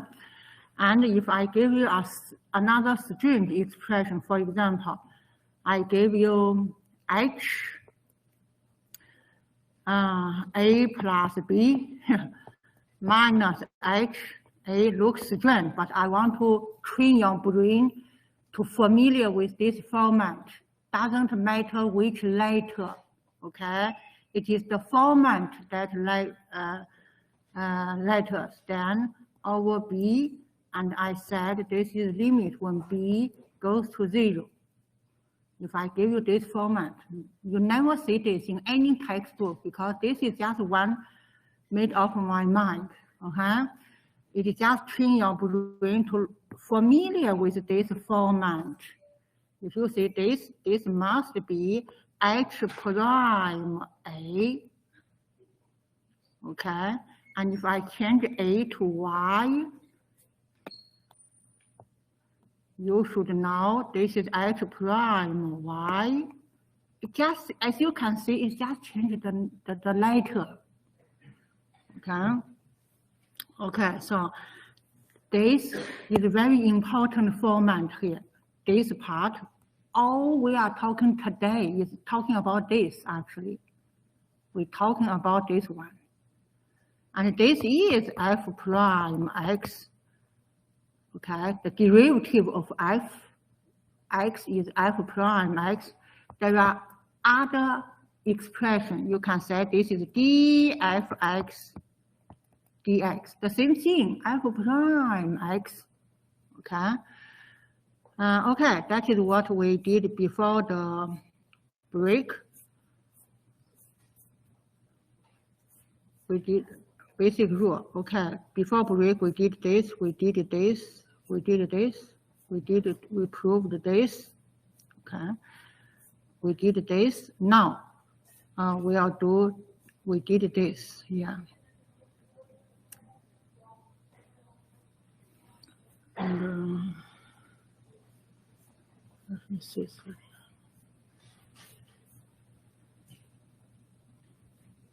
So now we start with a proof or verify.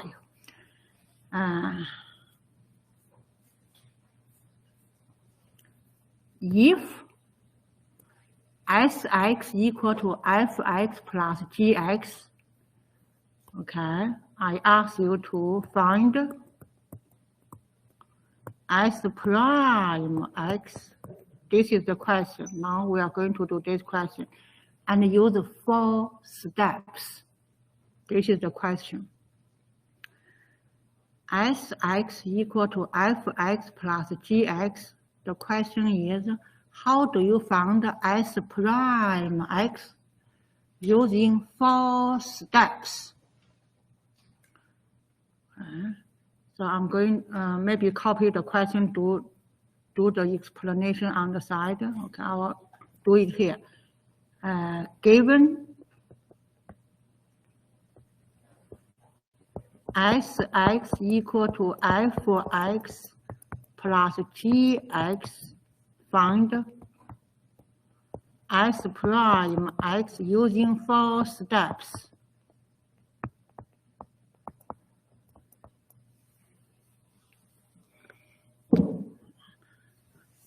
And please stop me, ask any questions. You do not necessarily wait until break. You can ask questions on the spot, okay? Okay, step one. Step one, always find s x plus h. We used to say fx plus h, but this function gives us sx. So you found sx plus h. So in function sx, whenever you see x, you plug x plus h. In sx, whenever you see x, plug in x plus h. So you got f x plus h plus t x plus h. X plus h is like a package, is like an object.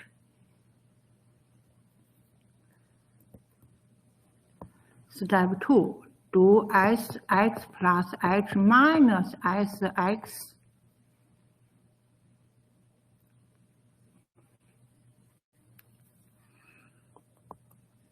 From step 1, we know sx plus h equal to fx plus h plus g x plus h. Copy down sx. Just copy down sx. That is step 2.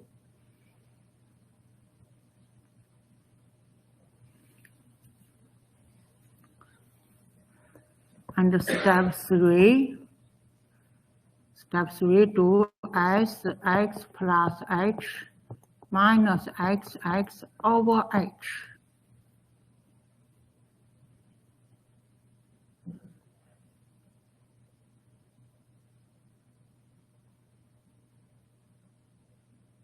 Okay.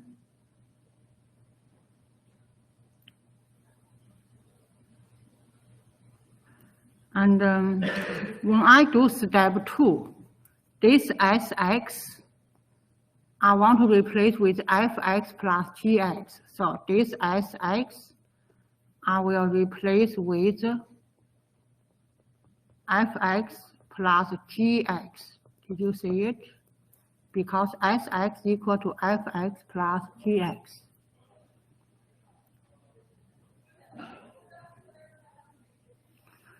And now I will simplify step 2, okay? I take away the bracket. I will not do step 3. I will finish step 2 first. So fx plus h plus gx plus h. Take away bracket. You got negative fx, negative gx.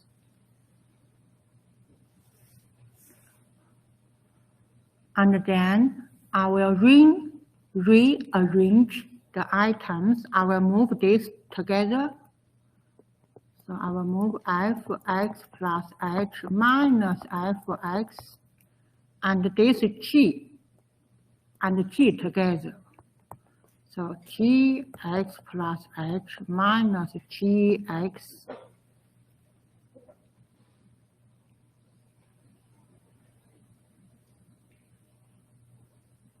Okay, and then I will add bracket for f, add bracket for g. It won't change anything. I just add bracket.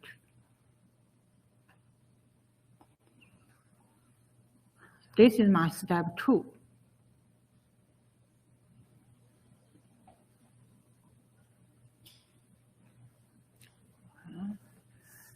Now I do step 3.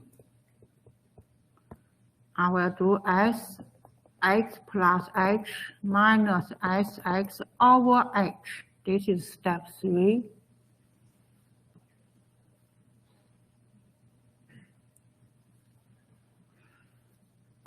And then on the top, it is just the result of step 2. I will just copy down step 2.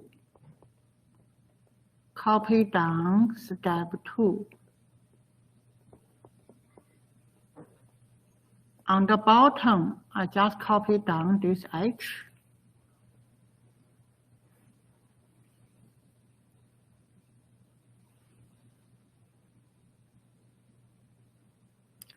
And then I simplify, I make arrangement for step 3.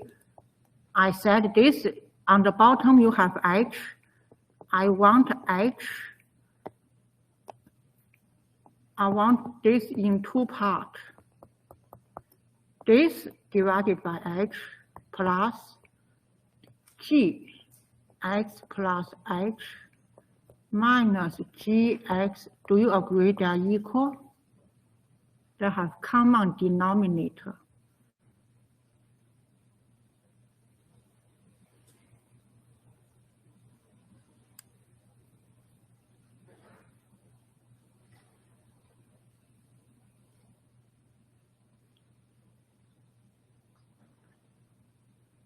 Any questions?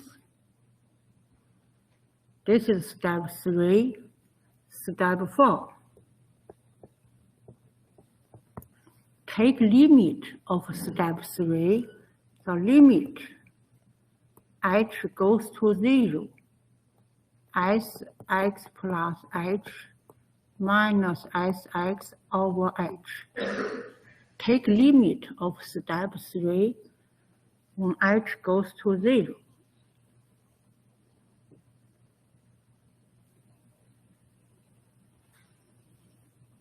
Those 4 steps are important because on your written assignment, you have questions, not 1 question, using 4 steps. That's why in class, I showed you again and again and again. Okay, now you just, this is step 3, take limit. So you take limit, H goes to 0. Just take the 2 parts. Maybe I'll go to another line, right down here, equal. So limit H goes to 0, Fx plus H minus Fx H plus limit H goes to 0 times Gx plus H minus Gx over H.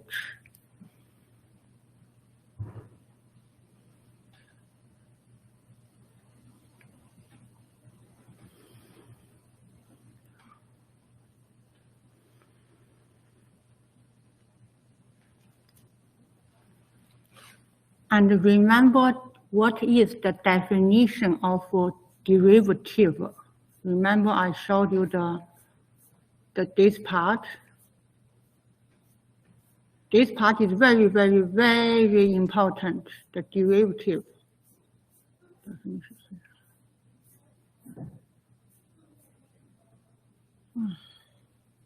Not here.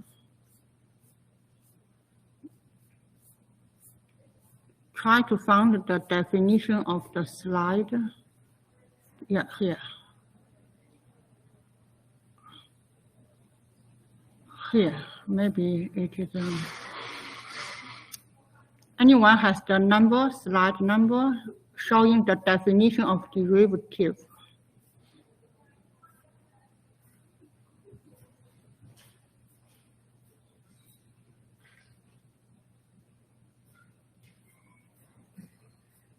Here, this slide. Slide number 11. Slide number 11. This is powerful expression.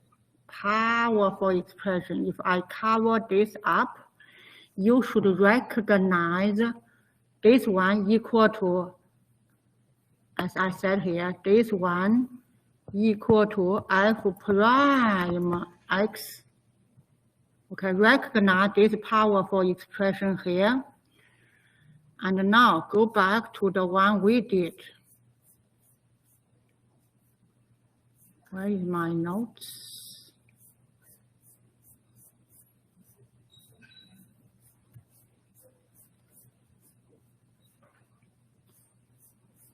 Here, we are here. Can you recognize this format, this powerful format, and this powerful format? What are those? What is the first box? the powerful expression. Do you agree? This is f prime x, the first box. The second box is g prime x by the definition I showed you on slide 11. Go to slide 11 and powerful strong expression or definition of f prime x, definition of derivative. Okay, we finished step 4. What do we achieve for this question is that given Sx equal to fx plus gx, found S prime x, we found it. So the result of f prime x equal to f prime x plus g prime x, this is the result. After our 4 steps, we found this result. Okay. As you can see from this 4 steps, mathematics, it is very logic, step by step. We did this step, we come up with this solution. Okay. Any questions? Okay, so we did this, we achieved this result. Okay. Okay, so you ready for the example? Okay. And in this example, found the derivative. And this example, you will find the formula x raised to power n derivative equal to n times x raised to power negative n minus 1 based on this formula. Okay. Now, so f prime x, 4x raised to power 5. 4 is a constant. X raised to power 5 derivative equal to 5x raised to power 4. Okay. So 5x raised to power 4. And the next one, 3x raised to power 4. 3 is a constant. X raised to power 4. Derivative is 4 times x raised to power 3. Next, negative 8 is a constant. X raised to power 2 or x squared. The derivative is 2x. And then x, what is the derivative of x? The derivative of x is 1. Remember this, derivative of x is 1. Last one is 3. The derivative of constant is 0. Derivative of constant is 0.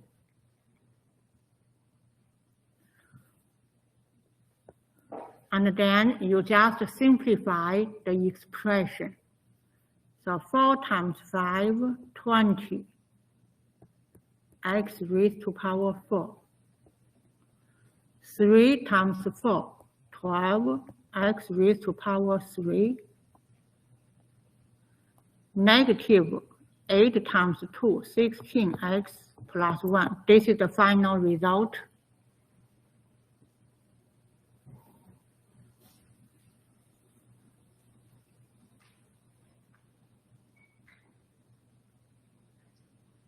Any questions?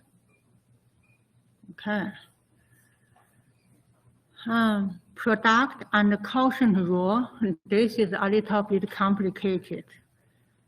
If fx times gx, what is the derivative of fx times gx? The result is f times g prime x plus gx times f prime x.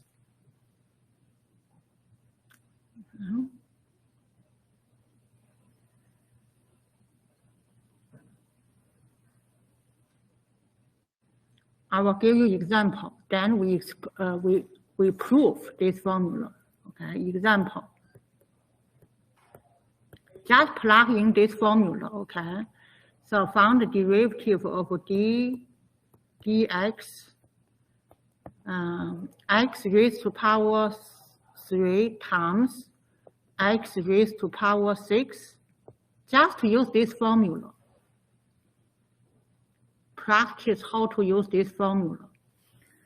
Okay, so let's solution. So fx equal to x raised to power 3 gx equal to x raised to power 6. So we do nothing. We want to practice this formula, product rule. Okay. So in the formula, we need to figure out what is the g prime x, f prime x. So what is g prime x? G prime x equal to 6, x raised to power 5. And then we need to figure out in formula, we also need f prime x. F prime x equal to 3, x raised to power 2. Okay. And then plug in this formula. So fx is x raised to power 3, fx. G prime x is 6 times x raised to power 5.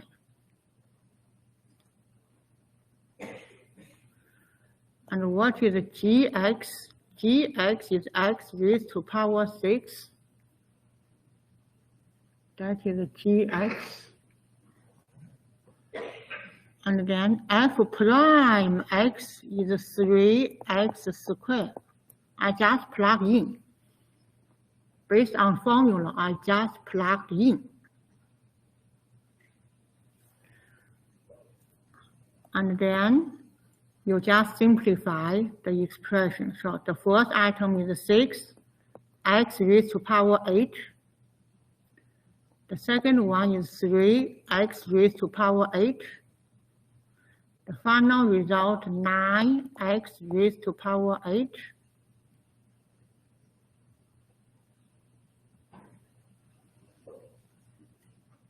Is that right?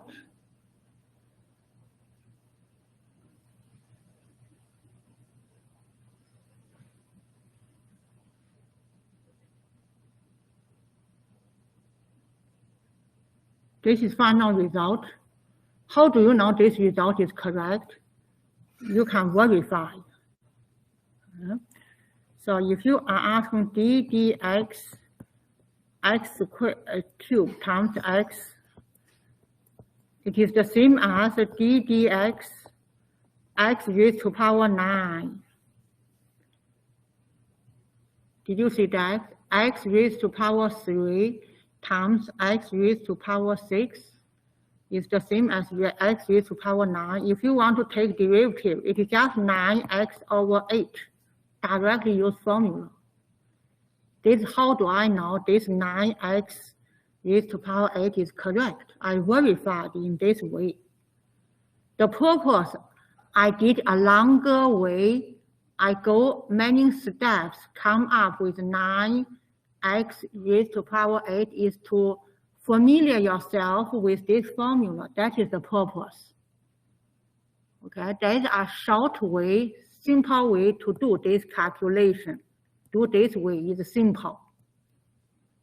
Okay, method 2 is simple. This is method 2. Method 1, I did many steps. The purpose is to familiar yourself with the formula. Okay, both methods come with the same solution, 9x raised to power 8.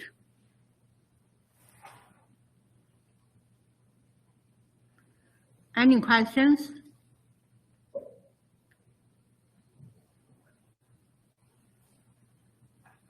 Okay, now let's do this problem. Find the derivative of this function. Okay, So in this function, this is fx. Okay, so I will change this a little bit. I will say this is sx. Just to use the formula. So this is sx equal to, and this is fx times gx. Means, what is my fx? Fx equal to 2x squared minus 1. Gx is x cubed plus 3.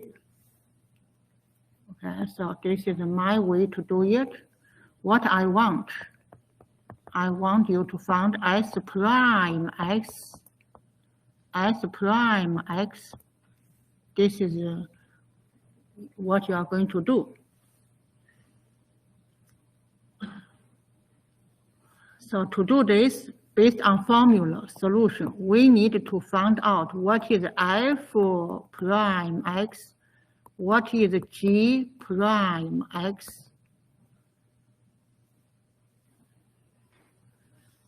So first, find out f prime x. It is just 2 times 2x minus 0 equal to 4x. Because fx equal to 2 times x squared.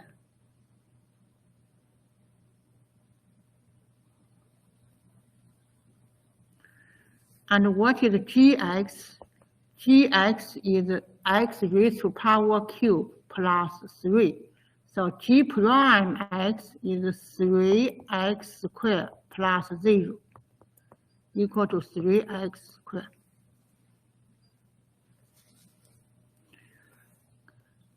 And then, based on the, what is s prime x, based on the formula here, it is fx g prime x, fx times g prime x plus gx times f prime x. Based on formula, okay. And then fx is 2x squared minus 1. G prime x equal to 3x squared plus gx is x cubed plus 3 times f prime x is 4x. I pause for a moment to see if you have any questions. Yes. So in the solution it says 2x squared minus 10. So that's what we see 2x squared minus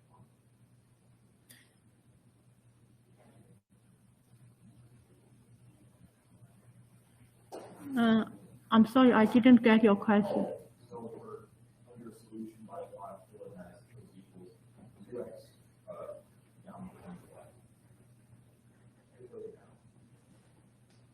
Can you come over here? Yeah.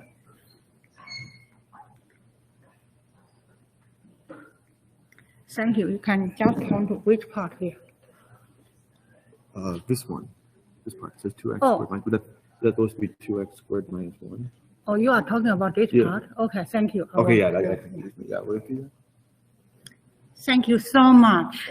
You are paying attention. There was a typo. This should be 2x squared minus 1, not minus 10. Obvious, this is, thank you so much. This is the typo. Okay, should be, there is no 0, it's just 1. So we are doing our way, so we can, okay. Okay, great, thank you. Okay, so we are here, okay. And we just do the multiplication. So far, so good. Our calculation is right? Okay. Now use 3x squared times 2x squared. You got 6x raised to power 4 minus 3x squared. And then use 4x times x cubed. You got 4x raised to power 4 plus 12x. And now collect like terms. X raised to power 4, 6 plus 4, 10. X raised to power 4 minus 3x cubed squared plus 12x.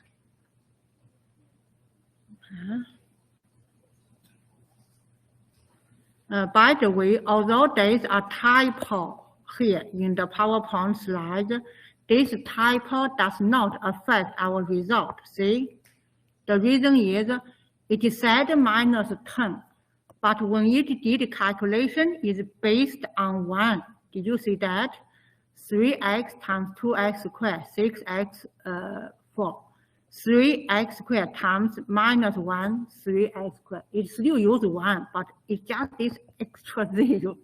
But it didn't cause the trouble down the road. Okay. Any questions? Okay. Yes, I have a question. Yes. Where does the 4 come from? 4x squared. Where is this coming from? Yeah. Okay. What do you have to multiply by to get that? Oh, okay. Thank you. You see this x is raised to power cube. This is 4x. 4x times x raised to power cube, you get 4x4. Okay. This times this. And then 4x times 3. Okay? Thank you for asking. Other questions? Remember, this is mathematics. You really need to put your hands, put your pen on the paper or on your notebook. You really, when you go home, please do this. What is the derivative of this? Can you come up with this final result? Can you come up with this final result? Do not directly do exercise from textbook. Do not directly do homework. Redo example in class. Redo example in the textbook until you feel comfortable with each and every example. Then do exercise, do online homework, do written homework. Otherwise, you will spend lots of time on assignment. You struggled, you frustrated. Okay, you go with the one has detailed solutions, because when you stack, those are detailed solutions here. You have some reference point. If you directly go to exercise in the textbook, hey, I want to do exercise in the textbook. When you stuck, you get frustrated because no detailed solutions here. Okay, so redo example in class, redo example in the textbook, then do online homework, do written assignment. Okay. All right. Quotient rule. Okay. So far, the example we did is the product rule. When you have two functions multiply together, and now when you have two functions divide fx over gx, how do you do derivative? This is the formula. Okay. It is complicated formula. I pause for a moment, just let you digest this formula. And then I'll give you example.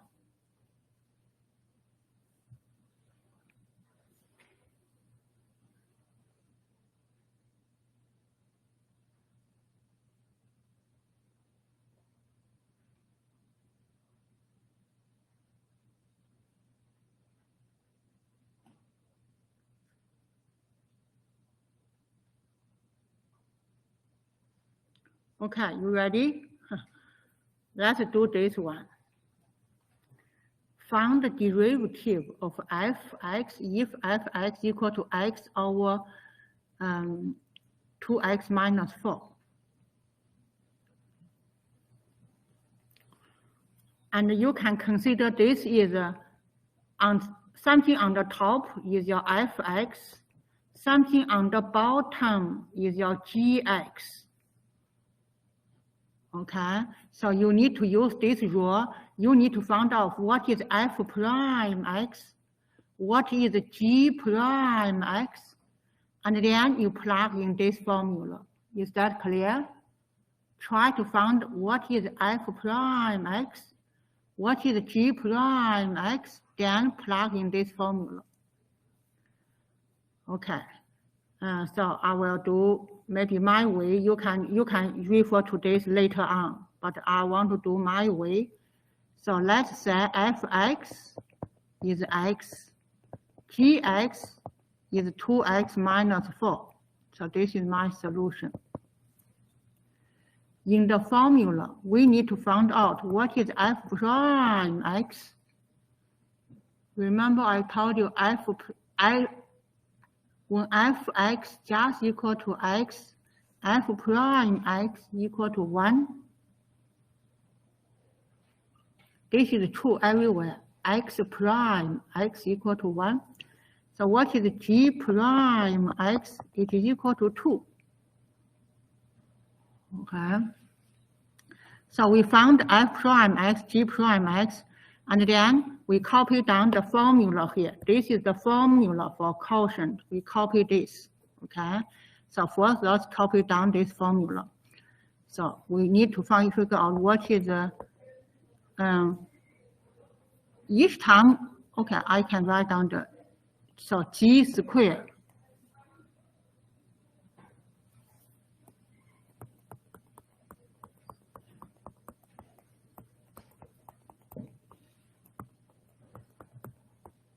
So I didn't do anything. I just copied down this formula. Okay, because this is the formula for quotient derivative. Okay, so I just copied down the formula. So this is equal to, then you plug in your gx. Remember what is your gx? Gx is 2x minus 4. F prime x is 1. And minus fx, fx is x. G prime x is 1. This is something on top. On the bottom, g squared. So 2x minus 4 squared. Thank you. G prime x is 2. Thank you so much. G prime x equal to 2. Okay. And you simplify this. On top, you get 2x minus 4 minus 2x. On bottom, 2x minus 4 squared. Continue. On top, 2x minus 2x cancelled out. So just have negative 4 left. Square. Okay. And then you further simplify. On the bottom, you take away 2. So x minus 2. This square. This is on the bottom. On top, negative 4. The rest of the work is just simplify. Okay.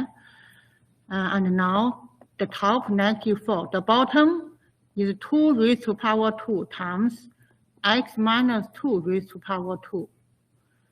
2 raised to power 2 is 4. 4 cancelled out with 4. So it is negative 1 over x. This is the final result.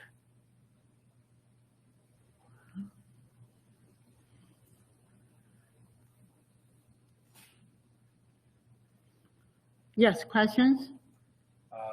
Why can't we just simplify immediately with these with 2x minus 4 squared?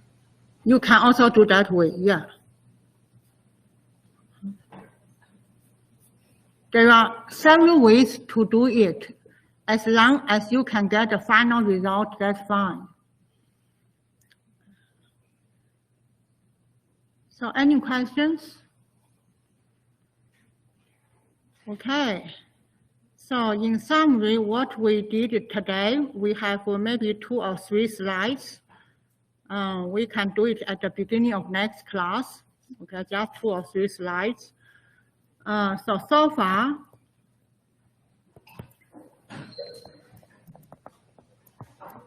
we just did derivative today. The important is that 4 steps. Make sure you understand 4 steps, and you redo all the examples in class today before you do anything else. Okay, and visit Mathematics Learning Center every day. Somebody is there every day. Okay. Thank you for your participation. Have a great week. Take care of yourself, both physically and mentally. See you next time. Bye. You're welcome.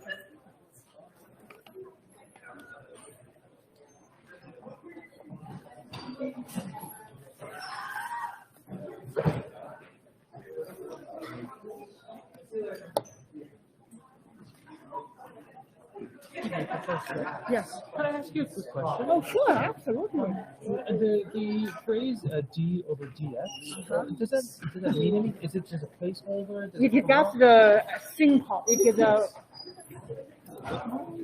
is the same as a derivative. So the derivative. Yeah. So if f(x), what is the derivative of f(x)?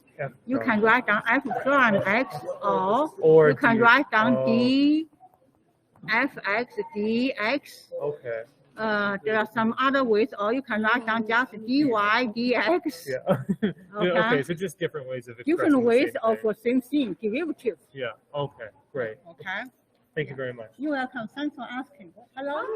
I have a question Oh, about the sure. assignment. Sure. So I didn't write down the whole question, but do you remember chapter 1? Oh, sure. Yeah.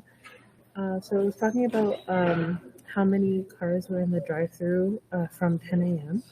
And then these were the conditions. Does this process look right? I have to pull out original question in order to answer your question. No problem. Is this? It's in the textbook. Is this written assignment question, right? Yeah. Okay, great. So I'll pull out the question. So MATH1p98 and written assignment 1. Which question? It is one. I think that is on the thing. It's the first one. Yeah, that one. Okay, thank you. So suppose the average number of cars, the average number of cars from the time there are no cars in the drive-through. No car in the drive-through. So what would you do? So I put in 3. So first it was 4, and then -2 doesn't apply because it's out of the range, right? Yeah. So then 0. So it'll be like 4 and 0, because like 4 minus 4. So to answer, you get number 4. Yeah. And then you can quickly use Excel to plug in number 4 to see if you can get 0 for this expression. Let's quickly double check.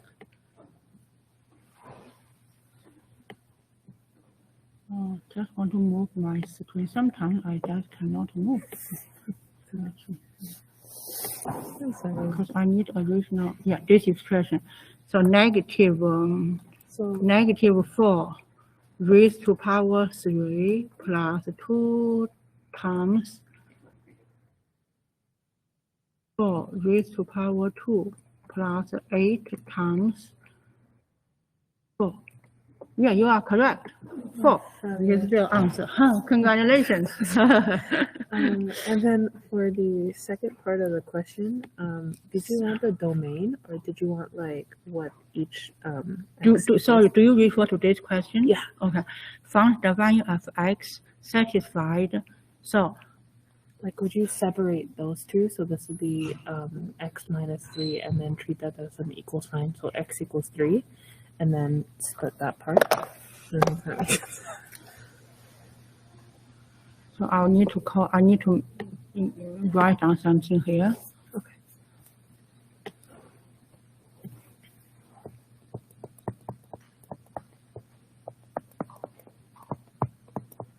So this question asks you solve for x between which one range so that this hold true.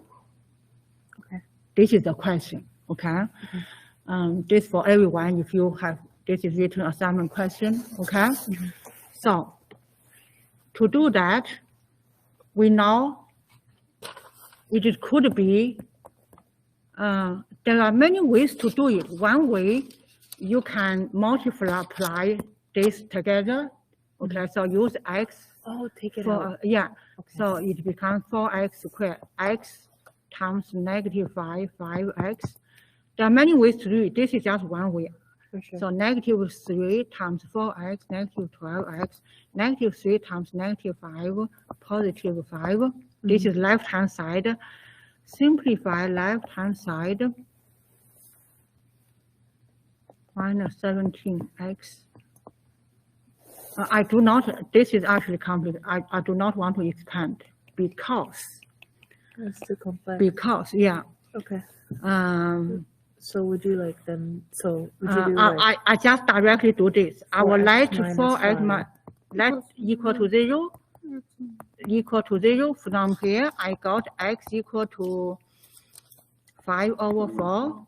And from here, I got x equal to 3. Oh, thank All God I right. get it right. And I know this is a quadratic function. It is a parabola. Okay. So I will, there are 2 roots. Yeah. So one is 5/4. It is 1 point something. Okay. This is 5/4. The other is 3. And the shape of this parabola, blah, this is the parabola, okay? Okay. And the question asks me, smaller than 0. Then you look at this graph. This is a good question. Come over here, written assignment. Maybe you have similar question. This is written assignment 2. Found the value of x that satisfied with this, okay? So what you do, you let 4x minus 5 equal to 0, and let x minus 3 equal to 0, you got these 2 roots. Okay, you which part you tell me in this graph, which part smaller than 0? You tell me. You ask me a question, okay? Oh boy. I'd say like right in the middle. Oh wow, right Anything here under, from yeah. here. Anything from here, Yeah. make it is the negative number. This is positive here, Yeah. positive here.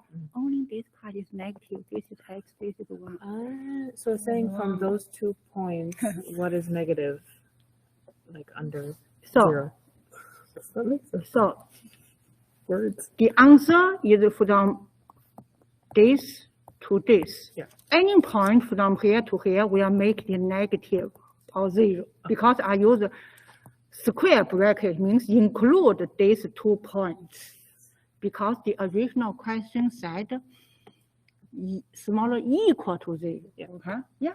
Oh, fabulous. Thank you so much. You're welcome. Thanks for asking. Thank you. Have a lovely night. Who is next? I have just a quick question. Oh, sure. I just want to make sure I did this correctly. So, this is from today's questions, Oh, today's sure. assignment. Sure. So for question 6, it was talking about using the time in regard to 2004. Yeah, it's a textbook question. Excuse me. So it was talking about trying to find the profit in the year for 2004. Okay. And I just wanted to check, when you're putting in 2004 as the number that is supposed to represent that time, are you putting it as like 04 or 2000 or like 2004? Because I remember there was one question on the online assignment where you went back 3 years. I need to pull out the question, original question, Vito. Give me 1 second. Yeah, I need to pull no out problem. my textbook.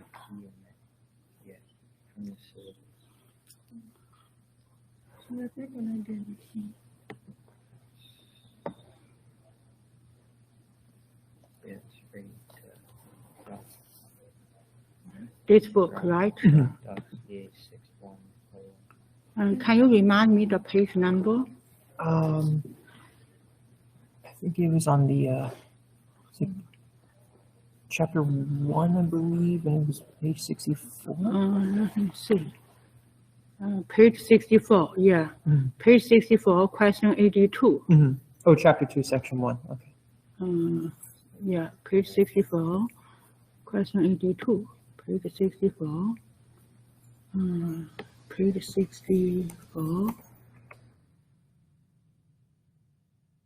And question what? Questions. 82? This one right here. Yeah. 86? Oh, wait. Where's 2004? Question 82. Oh, excuse me. Yeah, question 82. 82, page 64. Mhm. This question here, U.S. Yeah. healthcare. So what is your question? So when it's asking for the amount spent by the payers in 2004, when I go Okay, through give the- me 1 second. Yeah.